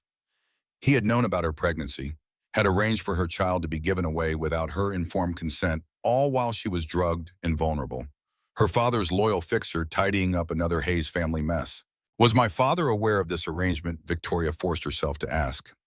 Morris hesitated. Mr. Howard indicated that the senior Mr. Hayes had approved the plans shortly before his death, that continuing the pregnancy in secret and then arranging a discreet adoption was preferable to alternatives. Victoria left the attorney's office with clarity she hadn't felt since Jason had thrust that envelope into her hands. Her father had known, had decided the fate of her child without consulting her own, and Howard had carried out his final orders, erasing all traces of a Hayes heir born out of wedlock. A grandchild Thomas Hayes had never acknowledged. A child Victoria had never known existed. She called her driver. "Take me to Jeffrey Howard's office." Howard was surprised to see her rising from behind his massive desk with a practiced smile that faltered when he saw her expression. "Victoria, what brings you? 7 years ago, you arranged for my baby to be adopted while I was drugged and incapacitated." Victoria closed his office door behind her. "Under orders from my father." The blood drained from Howard's face. His hand drifted to his desk drawer, reaching for a drink, Victoria surmised. She'd seen the gesture often enough from her father. "Your father wanted to protect you." Howard recovered quickly, his voice taking on the soothing tone one might use with an irrational child. "You were in no condition to make decisions. Unmarried, dealing with his death, drinking heavily. Having a child out of wedlock would have damaged you personally and professionally. So you made the decision for me." Victoria's voice was ice. "You arranged for my daughter to be given away without my knowledge or consent." "It was what Thomas wanted." Howard's composure cracked. "His final directive to me. Take care of Victoria's problem discreetly." "I did what any loyal friend would do." Victoria stared at the man her father had trusted above all others, seeing him clearly for the first time. Not a mentor or family friend, but a sycophant who had built his career in Thomas Hayes' shadow. "Where's the documentation?" "The original consent forms, the adoption paperwork, all of it. I want every record." Howard shook his head. "Those files are sealed. Attorney-client privilege. I am the client." Victoria stepped closer, using her height to full advantage. "And if those files aren't on my desk by tomorrow morning, I'll have you removed from the board and investigated for fraud, coercion, and medical ethics violations. I'm sure the press would be fascinated by how Hayes Investments handles family problems." "You wouldn't dare. The scandal would hurt you more than me. Try me." Victoria smiled, a cold baring of teeth. "I have nothing left to lose. My daughter was taken from me. The man I'm falling in love with believes I abandoned her deliberately. So tell me, Jeffrey, what do you think I'm capable of right now?" Howard's face contorted with the realization that she meant every word. "You've changed. Thomas would be disappointed." "Good." Victoria turned to leave, then paused at the door. "The files, my desk, tomorrow morning, and Jeffrey, consider your resignation letter part of the package." As Victoria strode through the corridors of Hayes Investments, employees scattering before the storm of her expression, she felt a strange sense of liberation. For the first time in her life, she was fighting not for her father's approval, not for corporate dominance, but for something infinitely more precious. A chance at family, a chance at redemption, and she would not stop until he had laid the full truth at Jason's feet, whatever the consequences. 3 more days passed. Victoria compiled evidence, building a case not for a court of law, but for an audience of one Jason Reed. The original adoption papers with her barely legible drug-addled signature. Medical records showing the sedatives she'd been given. Email trails between Howard and the private adoption agency. Financial records of payments. She had tried calling Jason twice more. Still no answer. On the 4th morning, Victoria woke to breaking news on her phone. A pileup on the Brooklyn-Queens Expressway. Multiple injuries. Among those taken to Good Samaritan Hospital, a 6-year-old girl from Queens, condition unknown. Victoria's blood turned to ice. She called Jason's number with trembling fingers. Straight to voicemail again. She threw on clothes, not caring what she wore, and raced to her car. Good Samaritan Hospital, the same hospital where Emily had been born, where Victoria had unknowingly given birth to her daughter 7 years ago. The symmetry was almost too painful to bear. The emergency room was chaos. Victims from the pileup arriving continuously, medical staff rushing between beds, family members crowding the waiting area. Victoria pushed through the throng to the reception desk using her height and commanding presence to part the crowd. "I'm looking for Emily Reed, 6 years old," admitted after the BQE accident. "I'm her." Her words died as she spotted Jason across the room, his face ashen, arguing with a nurse. Victoria rushed over, propriety forgotten. "Jason, is she okay? What happened?" He turned, shock registering on his exhausted face. "Victoria, what are you doing here? I saw the news. The accident. They said a 6-year-old girl from Queens, Emily, wasn't in the accident." Jason's voice was hollow. "She collapsed at school. They think it's her heart." Victoria felt the floor tilt beneath her. Her heart, but she's so young. The nurse, sensing their connection, intervened gently. "Are you family?" "Yes," Victoria said without hesitation. At the exact moment Jason said, "She's Emily's biological mother." The nurse's confusion was brief and professional. "Ms. Reed has a congenital heart condition that wasn't previously diagnosed, a ventricular septal defect that requires immediate surgical intervention." "Surgery?" Jason's voice cracked. "But the doctor said it would cost $300,000. Victoria finished. "My insurance will cover it." Jason stared at her, conflict written across every line of his face. After a moment, he nodded curtly. "For Emily, for Emily." The nurse led them to a small consultation room where a cardiologist waited with diagrams and grave expressions. Emily had been born with a hole between the ventricles of her heart, small enough to go undetected, large enough to cause problems as she grew. The recent collapse indicated the condition was worsening. Without surgery, her prognosis was poor. "We've stabilized her for now, but we need to operate soon." The cardiologist tapped his pen against the consent forms. "Today, if possible." Jason signed without hesitation, his hand remarkably steady for a man whose world was collapsing. "Where is she? Can we see her?" They were led to a pediatric room where Emily lay small and pale against white sheets, various monitors beeping steadily around her. A blue teddy bear, one Victoria recognized from her bedroom, was tucked against her side. She appeared to be sleeping. Jason went immediately to her bedside, taking her tiny hand in his. Victoria hung back, unsure of her place, until Emily's eyes fluttered open. "Daddy?" Her voice was weak, confused. "My chest hurts." "I know, baby. The doctors are going to fix it." Jason stroked her hair back from her forehead. "You're going to be okay." Emily's gaze drifted past him to Victoria, and her face lit up with a shadow of her usual enthusiasm. "Princess Victoria, you came back." The simple joy in those words broke something in Victoria's chest. She stepped forward, fighting back tears. "Of course I came back. I heard you weren't feeling well." "I'm sick." Emily's matter-of-fact acceptance was somehow worse than fear would have been. "They're going to do surgery. That's when they cut you open to fix things inside." "I saw it on TV." Jason made a strangled sound that he quickly covered with a cough. Victoria sat gently on the edge of the bed, careful not to disturb any monitoring equipment. "You're very brave. The doctors here are the best, and they're going to make your heart all better." Emily's eyes were already drooping, the sedatives pulling her back toward sleep. "Will you both be here when I wake up?" Victoria looked at Jason, not daring to answer. After a moment of visible internal struggle, he nodded slightly. "We'll both be here, Em. I promise." "Good." Emily's voice was fading. "I had a dream about Mommy. She told me you were my real mom." "That's silly, right? Because Mommy is my real mom."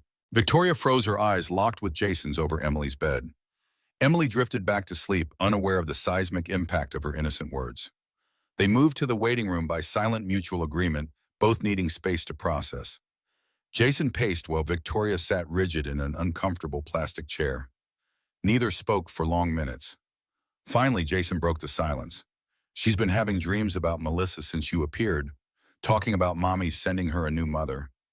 I thought it was just grief, processing, kid's imagination." Victoria nodded, unable to find words. "Did you bring the proof, the adoption papers?" Jason's voice was carefully neutral. "Everything's in my car. I can have my driver bring the file up." Jason nodded, and Victoria made the call. They lapsed into silence again until a nurse approached with update forms for Jason to complete. As he filled them out, the nurse glanced at Victoria. We'll need your medical history too, as the biological mother. Family history of heart conditions, genetic disorders, that sort of thing. Victoria felt a chill of realization. I don't know if there's any history of heart problems in my family. I never knew my mother and my father. She stopped, a terrible suspicion forming. Wait, my father died of a heart attack at 60, but his father, my grandfather, died much younger. I think it was heart-related. The nurse made a note. Any other relatives with heart conditions? I don't know. Victoria looked at Jason, whose pen had stopped moving. But Melissa, Emily's adoptive mother, might have been my distant cousin. We might have shared great-grandparents. The nurse's eyebrows rose, but she maintained her professional demeanor. That's unusual. I'll note it for the surgeon. Sometimes these conditions can run in families. When the nurse left, Jason turned to Victoria, his expression unreadable. Cousins, what are you talking about? Victoria explained everything Eleanor had told her. The family connection, the affair between William Hayes and Sarah Donovan.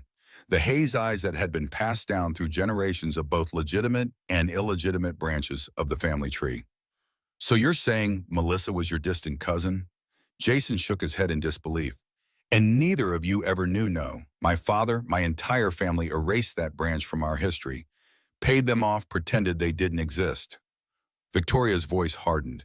It's what Hayes men do, apparently. Hide their mistakes, buy people's silence, make inconvenient children disappear. Jason studied her for a long moment. You really didn't know about Emily, did you? I swear on my life. Victoria leaned forward, desperate for him to believe her. After my father died, I was a mess.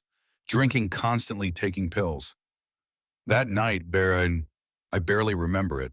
When I woke up in the clinic, they told me everything had been taken care of. You assumed they'd terminated the pregnancy. Jason finished. Not that they'd delivered a healthy baby girl and whisked her away while you were unconscious. Victoria nodded miserably.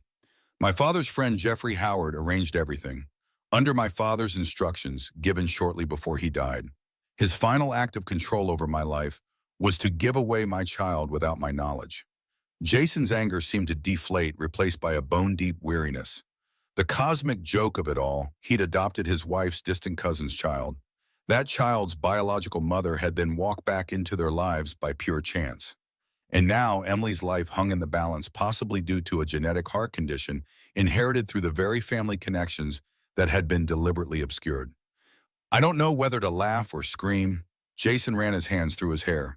It's so absurd it almost has to be true. No one could make this up. Victoria's driver arrived with the file of evidence. Jason spent an hour going through it methodically, his expression growing darker with each document.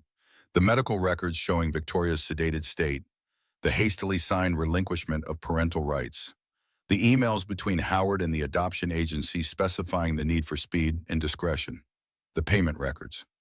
When he finished, he closed the file and sat in silence processing. Victoria waited, giving him space while her own anxiety threatened to choke her. You were violated, Jason finally said, his voice low and fierce. They took your child without informed consent while you were drugged and grieving. That's criminal. Victoria hadn't expected this reaction, anger on her behalf rather than at her. Yes, and then they placed her with us, with Melissa, who turned out to be your distant relative, without either of you knowing. Yes. And now Emily has a life-threatening heart condition that might have been caught earlier if anyone had known about the family medical history. Victoria could only nod, her throat too tight for words.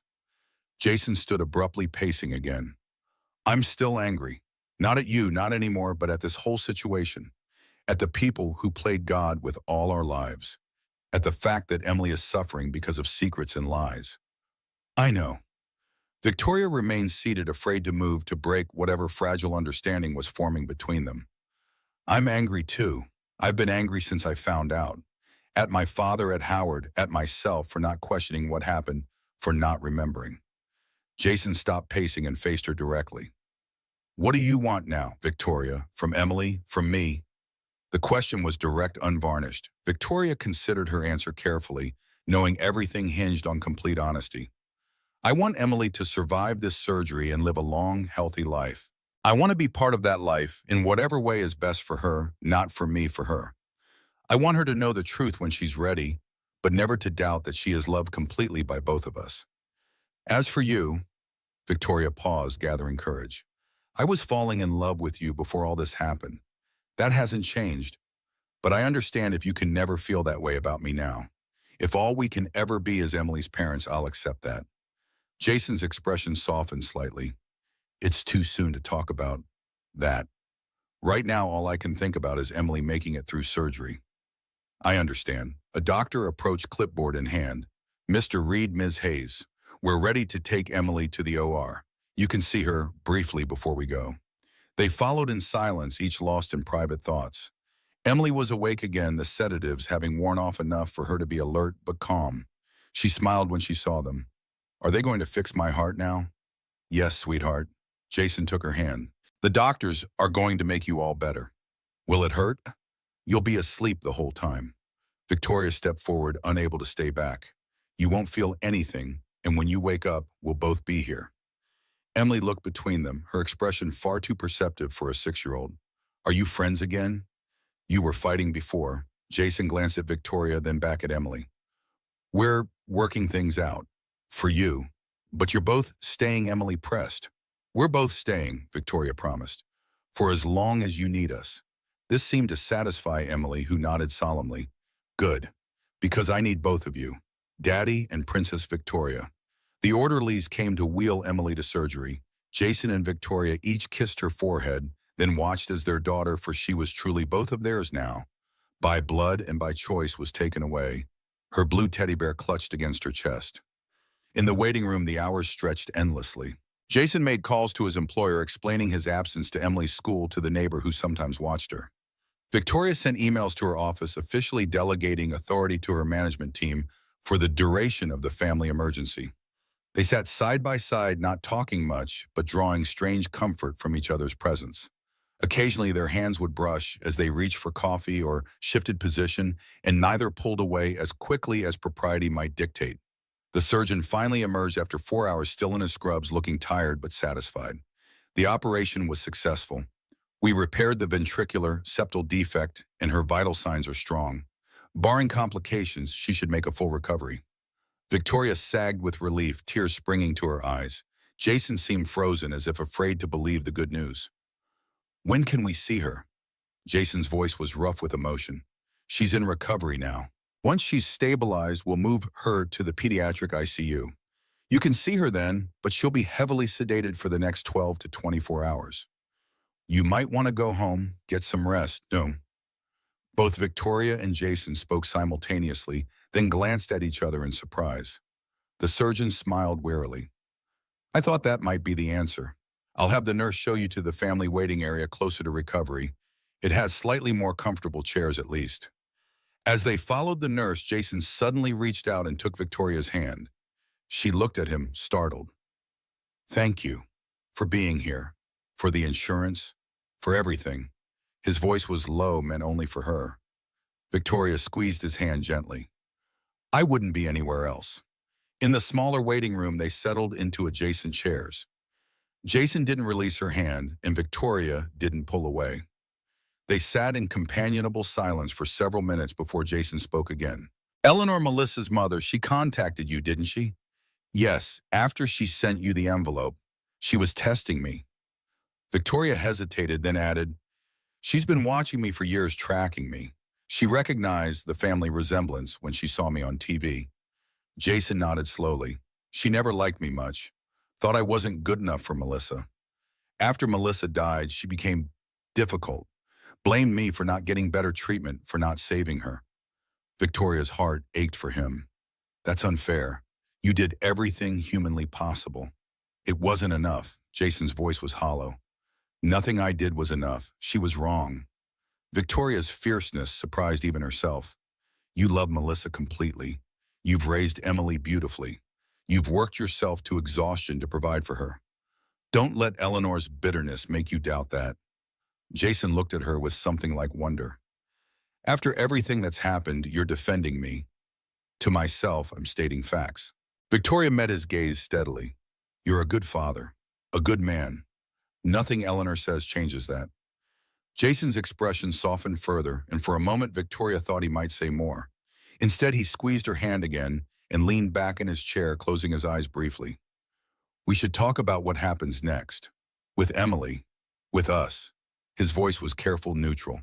Victoria nodded, although his eyes were still closed. Yes, she's going to have questions when she's older. About Melissa, about you, about why you weren't in her life. We'll answer them honestly, Victoria said firmly. Age appropriately, but honestly. No more secrets. No more lies. And what role do you want to play in her life? Jason opened his eyes, turning to face her fully. Legally, you're her biological mother, but I'm her legal father and have been since birth. The adoption was finalized, even if the circumstances were unethical. Victoria had been considering this question since the moment she'd seen the birth certificate. I don't want to disrupt her life more than it already has been. You're her father, the only parent she's known. I would never try to change that or take her from you. But Jason sensed the unspoken qualifier. But I'd like to be part of her life. Officially, legally recognized. Maybe shared custody eventually? When she's ready, when we're all ready. Jason was quiet for a long moment. The custody courts would favor you. Rich biological mother versus working class adoptive father. I would never use the courts against you. Victoria's voice was fierce again. Never. Any arrangement would be by mutual agreement, focused on Emily's well-being. I'd put that in writing, legally binding. And financial support. Jason's pride was evident in his stiff posture. Victoria chose her words carefully. I'd like to provide for Emily's future education, healthcare opportunities. But I understand your concern about dependency, about maintaining your role as her provider. We could set up a trust, perhaps. Something that gives her security without undermining your authority or autonomy. Jason seemed to relax slightly. That might work. We'd need to discuss specifics, of course. Victoria hesitated, then added, and there's another option we could consider. Down the road when things are more settled. If we found that our feelings. Jason's eyes widened slightly as he understood her implication. You mean if we decided to be together as a couple? Yes. Victoria didn't look away despite the vulnerability of the moment. It might simplify the legal questions. But that's not why I'm suggesting it. I'm suggesting it because before all this happened, I thought we might be heading in that direction. And despite everything, I still feel that possibility. Jason was silent for so long that Victoria began to regret her boldness. When he finally spoke, his voice was thoughtful rather than rejecting. I can't make any promises right now. My focus has to be Emily's recovery. But I'd be lying if I said I felt nothing for you. Even after everything. Maybe especially after seeing how you've handled all this with grace, with honesty, without trying to use your power or money to force solutions. Victoria's heart lightened a fraction. That's all I ask. Time, patience, honesty between us. I can do that, Jason nodded, then surprised her by bringing their joined hands to his lips and pressing a gentle kiss to her knuckles. For now, we focus on Emily. The rest will come when it comes. They were allowed to see Emily briefly in the recovery room. She was still unconscious, smaller and more fragile looking than ever amid the tangle of tubes and monitoring equipment. Jason stood on one side of her bed, Victoria on the other, each holding one of her tiny hands. They didn't speak, but the silence was comfortable, united in their concern and love for this child who connected them in ways neither could have imagined. The next 48 hours passed in a blur of hospital routines. Emily was moved to the pediatric ICU, then to a regular room as her condition stabilized. Victoria and Jason took turns sleeping in the recliner beside her bed, neither willing to leave for more than a quick shower or meal. They established an easy rhythm of care, passing each other coffee, sharing updates with doctors, spelling each other for brief breaks. On the third day, Emily was awake more than asleep, her natural resilience asserting itself. Though still weak and in some pain, her spirit remained undimmed. When can I go home? She asked as Victoria helped her with lunch, Jason having stepped out to make some calls. Soon, sweetheart. The doctors want to make sure your heart is healing properly first. Victoria adjusted the bed tray. You're being so brave. Emily considered this as she nibbled on gelatin. Is this your hospital? My hospital. Victoria was confused by the question. Daddy said you paid for my operation because you're rich. So I thought maybe you owned the hospital. Victoria smiled gently. No, I don't own the hospital, but I do have good health insurance that helped pay for your operation. Emily nodded seriously. That's good. Daddy was really worried about money. He cries sometimes when he thinks I'm asleep. About bills and stuff. The simple statement broke Victoria's heart. She'd known intellectually about Jason's financial struggles, but hearing it from Emily's perspective, aware of her father's night tears, made it visceral. Your daddy loves you very much. He works so hard to take care of you. Emily set down her spoon, her expression suddenly much older than her years. Are you going to be my new mommy? Like how Daddy said you're my real mom. Victoria nearly dropped her water glass. Jason had told Emily already, while she was sleeping or out of the room. She struggled to formulate a response. What exactly did Daddy tell you? She asked carefully. That you're my birth mommy. That I grew in your tummy, but you were really sick and sleeping when I was born, so you didn't get to meet me. And Mommy and Daddy adopted me and loved me very much. Emily recited this as if reading from a script. But then you found us by accident at the restaurant. Daddy says it's complicated. Complicated, Victoria corrected gently, mind spinning. When did Daddy tell you this? This morning when you went to get coffee, I asked him why you were still here and he said we needed to have a grown-up talk. Victoria's heart swelled with respect for Jason. He'd taken that difficult first step while she was briefly away, shouldering the initial explanation himself. Your daddy is right. It is complicated, but the most important parts are simple. You are loved. By your daddy, by me, and your mommy. Melissa loved you very, very much too. Nothing will ever change that. Emily seemed to consider this. So I have two mommies. One in heaven and one here, yeah, if that's okay with you. Victoria held her breath, waiting for the child's verdict. Emily nodded decisively. That's good, because Daddy needs help. He gets tired from working so much. Victoria had to laugh at the practicality of this assessment. You're very wise for 6 years old, you know that? 6.5, Emily corrected, then yawned widely. I'm sleepy again. Rest then. Victoria tucked the blankets around her as Emily's eyes drifted closed. I'll be right here. Promise, Emily murmured, already half asleep. I promise. Victoria stroked her hair gently. I'm not going anywhere. Jason returned to find Victoria still sitting beside Emily's bed watching her sleep. The tenderness in his expression as he took in the scene made Victoria's breath catch. I told her, Jason said quietly, moving to stand beside Victoria's chair. A simplified version, but the truth. That you're her birth mother, that you didn't know about her, that we found each other by chance. I know, she told me. Victoria looked up at him. Thank you for doing that, for taking that first step. Jason shrugged, but the gesture held no dismissal, only acknowledgement. It felt right. She deserves to know where she comes from, who she comes from, and how did she take it, like Emily. Jason smiled slightly, practical, concerned about how tired I get, thinking about how having another parent might be useful. Victoria laughed softly. She said you needed help. She's not wrong. Jason's smile faded. The past 2 years have been hard. Victoria stood, moving to face him directly. Then let me help, not just with Emily, but with you. Let me share the burden. You've carried it alone for too long. Jason studied her face for a long moment. You really mean that, don't you? It's not guilt or obligation. You actually want to be part of this messy, complicated life. I've never wanted anything more. Victoria felt the truth of it in her bones. My life before was empty, full of things but empty of meaning. You and Emily showed me what really matters. Jason reached out slowly, giving her time to pull away and brushed a strand of hair from her face. His touch was gentle, tentative. Then he did what Victoria had been hoping for since their first dinner together. He leaned in and kissed her softly, briefly, a question more than a declaration. When he pulled back, uncertainty clouded his eyes. Is this crazy? After everything? Probably. Victoria smiled, her heart lighter than it had been in years. But I'm learning that the crazy choices are sometimes the right ones. Jason's answering smile was like sunrise after the longest night. We take it slow, for Emily's sake, for all our sakes, day by day, day by day. Victoria agreed, then glanced at their sleeping daughter. Starting now, Emily was released from the hospital a week later, her recovery progressing remarkably well. By mutual agreement, she went home to the familiar apartment in Queens, but with Victoria as a frequent visitor. They established a routine. Victoria would come after work, help with dinner and bedtime, then leave after Emily was asleep.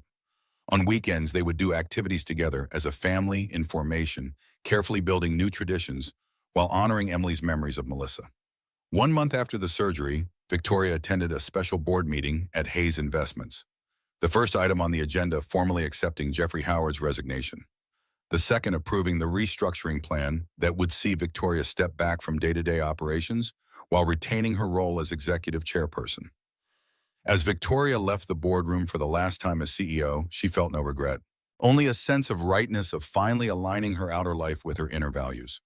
Her phone buzzed with a text from Jason. "M wants to know if princesses eat pizza on Thursday nights. I said I'd check your royal schedule." Victoria smiled as she typed her reply. "This princess does. See you at 6. 6 months later, Victoria sold her penthouse apartment. She and Jason had been discussing next steps. Her lease on a smaller apartment near them was ending, and Emily had been asking increasingly pointed questions about why Victoria didn't just live with them. The answer came unexpectedly during Sunday brunch at a cafe near the park. Emily had gone to look at the dessert display, case leaving Victoria and Jason momentarily alone. "Move in with us," Jason said abruptly, setting down his coffee cup. "Or rather, let's find a new place, together, the three of us." Victoria stared at him, juice glass halfway to her lips. "Are you serious?" "Completely." Jason reached across the table to take her hand. "The past 6 months have shown me everything I need to know. You love Emily. You love me. We love you. The rest is just logistics. But your pride, your independence, those matter to you." Victoria knew him well enough now to understand his core values. Jason squeezed her hand. "My pride isn't worth Emily growing up with her parents living separately when they don't need to. My independence isn't worth missing out on building a life with you. I've learned something from you, Victoria Hayes. Sometimes the brave choice is to let someone help you carry the load." Victoria felt tears prickle behind her eyes. "Is this a proposal?" Jason smiled, the warm, genuine smile that still made her heart skip. "Not yet, but consider it a promissory note. Move in. Be a family. The rest will follow when it's right." Victoria looked past him to where Emily stood nose pressed against the glass case, deliberating between chocolate cake and key lime pie, with the serious concentration only a child can bring to dessert selection. Her daughter. Jason's daughter. Their daughter. Yes. Victoria turned back to Jason, certainty filling her. "Let's be a family." They found a house in Forest Hills, not as close to Manhattan as Victoria was used to, not as modest as Jason would have chosen on his own. A compromise like so many aspects of their emerging life together. 4 bedrooms, a yard for Emily to play in good schools nearby. Jason insisted on paying part of the mortgage from his salary, and Victoria respected his need to contribute even as she covered the larger share. Eleanor Donovan came to the housewarming party, her initial hostility softened by time and by witnessing Victoria's genuine commitment to Emily and Jason. She brought photo albums, pictures of Melissa as a child of Sarah, of generations of women connected by blood and by those distinctive haze blue eyes. Victoria absorbed these glimpses of the family history that had been denied her, creating space in her heart for these newly discovered relatives. On a crisp October evening, 1 year after their first meeting outside the Italian restaurant, Victoria stood in their new backyard watching Jason teach Emily how to identify constellations. The cancer was in remission. Hayes Investments was thriving under new leadership. Emily's heart was healing perfectly. And Victoria Hayes, once lonely billionaire, had found something her money could never buy: a family built on truth, forgiveness, and love. Jason looked up from the telescope and caught her watching them. His smile, still a rare enough occurrence to feel like a gift, warmed her from across the yard. He beckoned her over, and Victoria joined them, wrapping an arm around Emily's shoulders as the child excitedly pointed out the Big Dipper. "Look, Princess Victoria. I found it all by myself." Emily's face glowed with pride and starlight. Victoria pressed a kiss to the top of her daughter's head, feeling Jason's arm slip around her waist. "I see it, sweetheart. It's beautiful." And indeed it was. All of it. The stars above the child between them, the man beside her. Beautiful in its imperfection, its complexity, its against all odds existence. A family forged not through conventional paths, but through loss and discovery, secrets revealed and forgiveness granted. A miracle as vast as the galaxy spiraling above them, and as intimate as three hearts beating in rhythm beneath the autumn sky. "I've found my treasures," Victoria whispered, echoing Emily's words from their first days together. And they were nothing like I expected. Jason's arm tightened around her waist, his lips brushing her temple in wordless understanding. Above them, the stars continued their ancient dance, witnessing another chance at love, at family, at redemption. A princess who had finally left her tower, not for a fairy tale ending, but for something far better, a real beginning.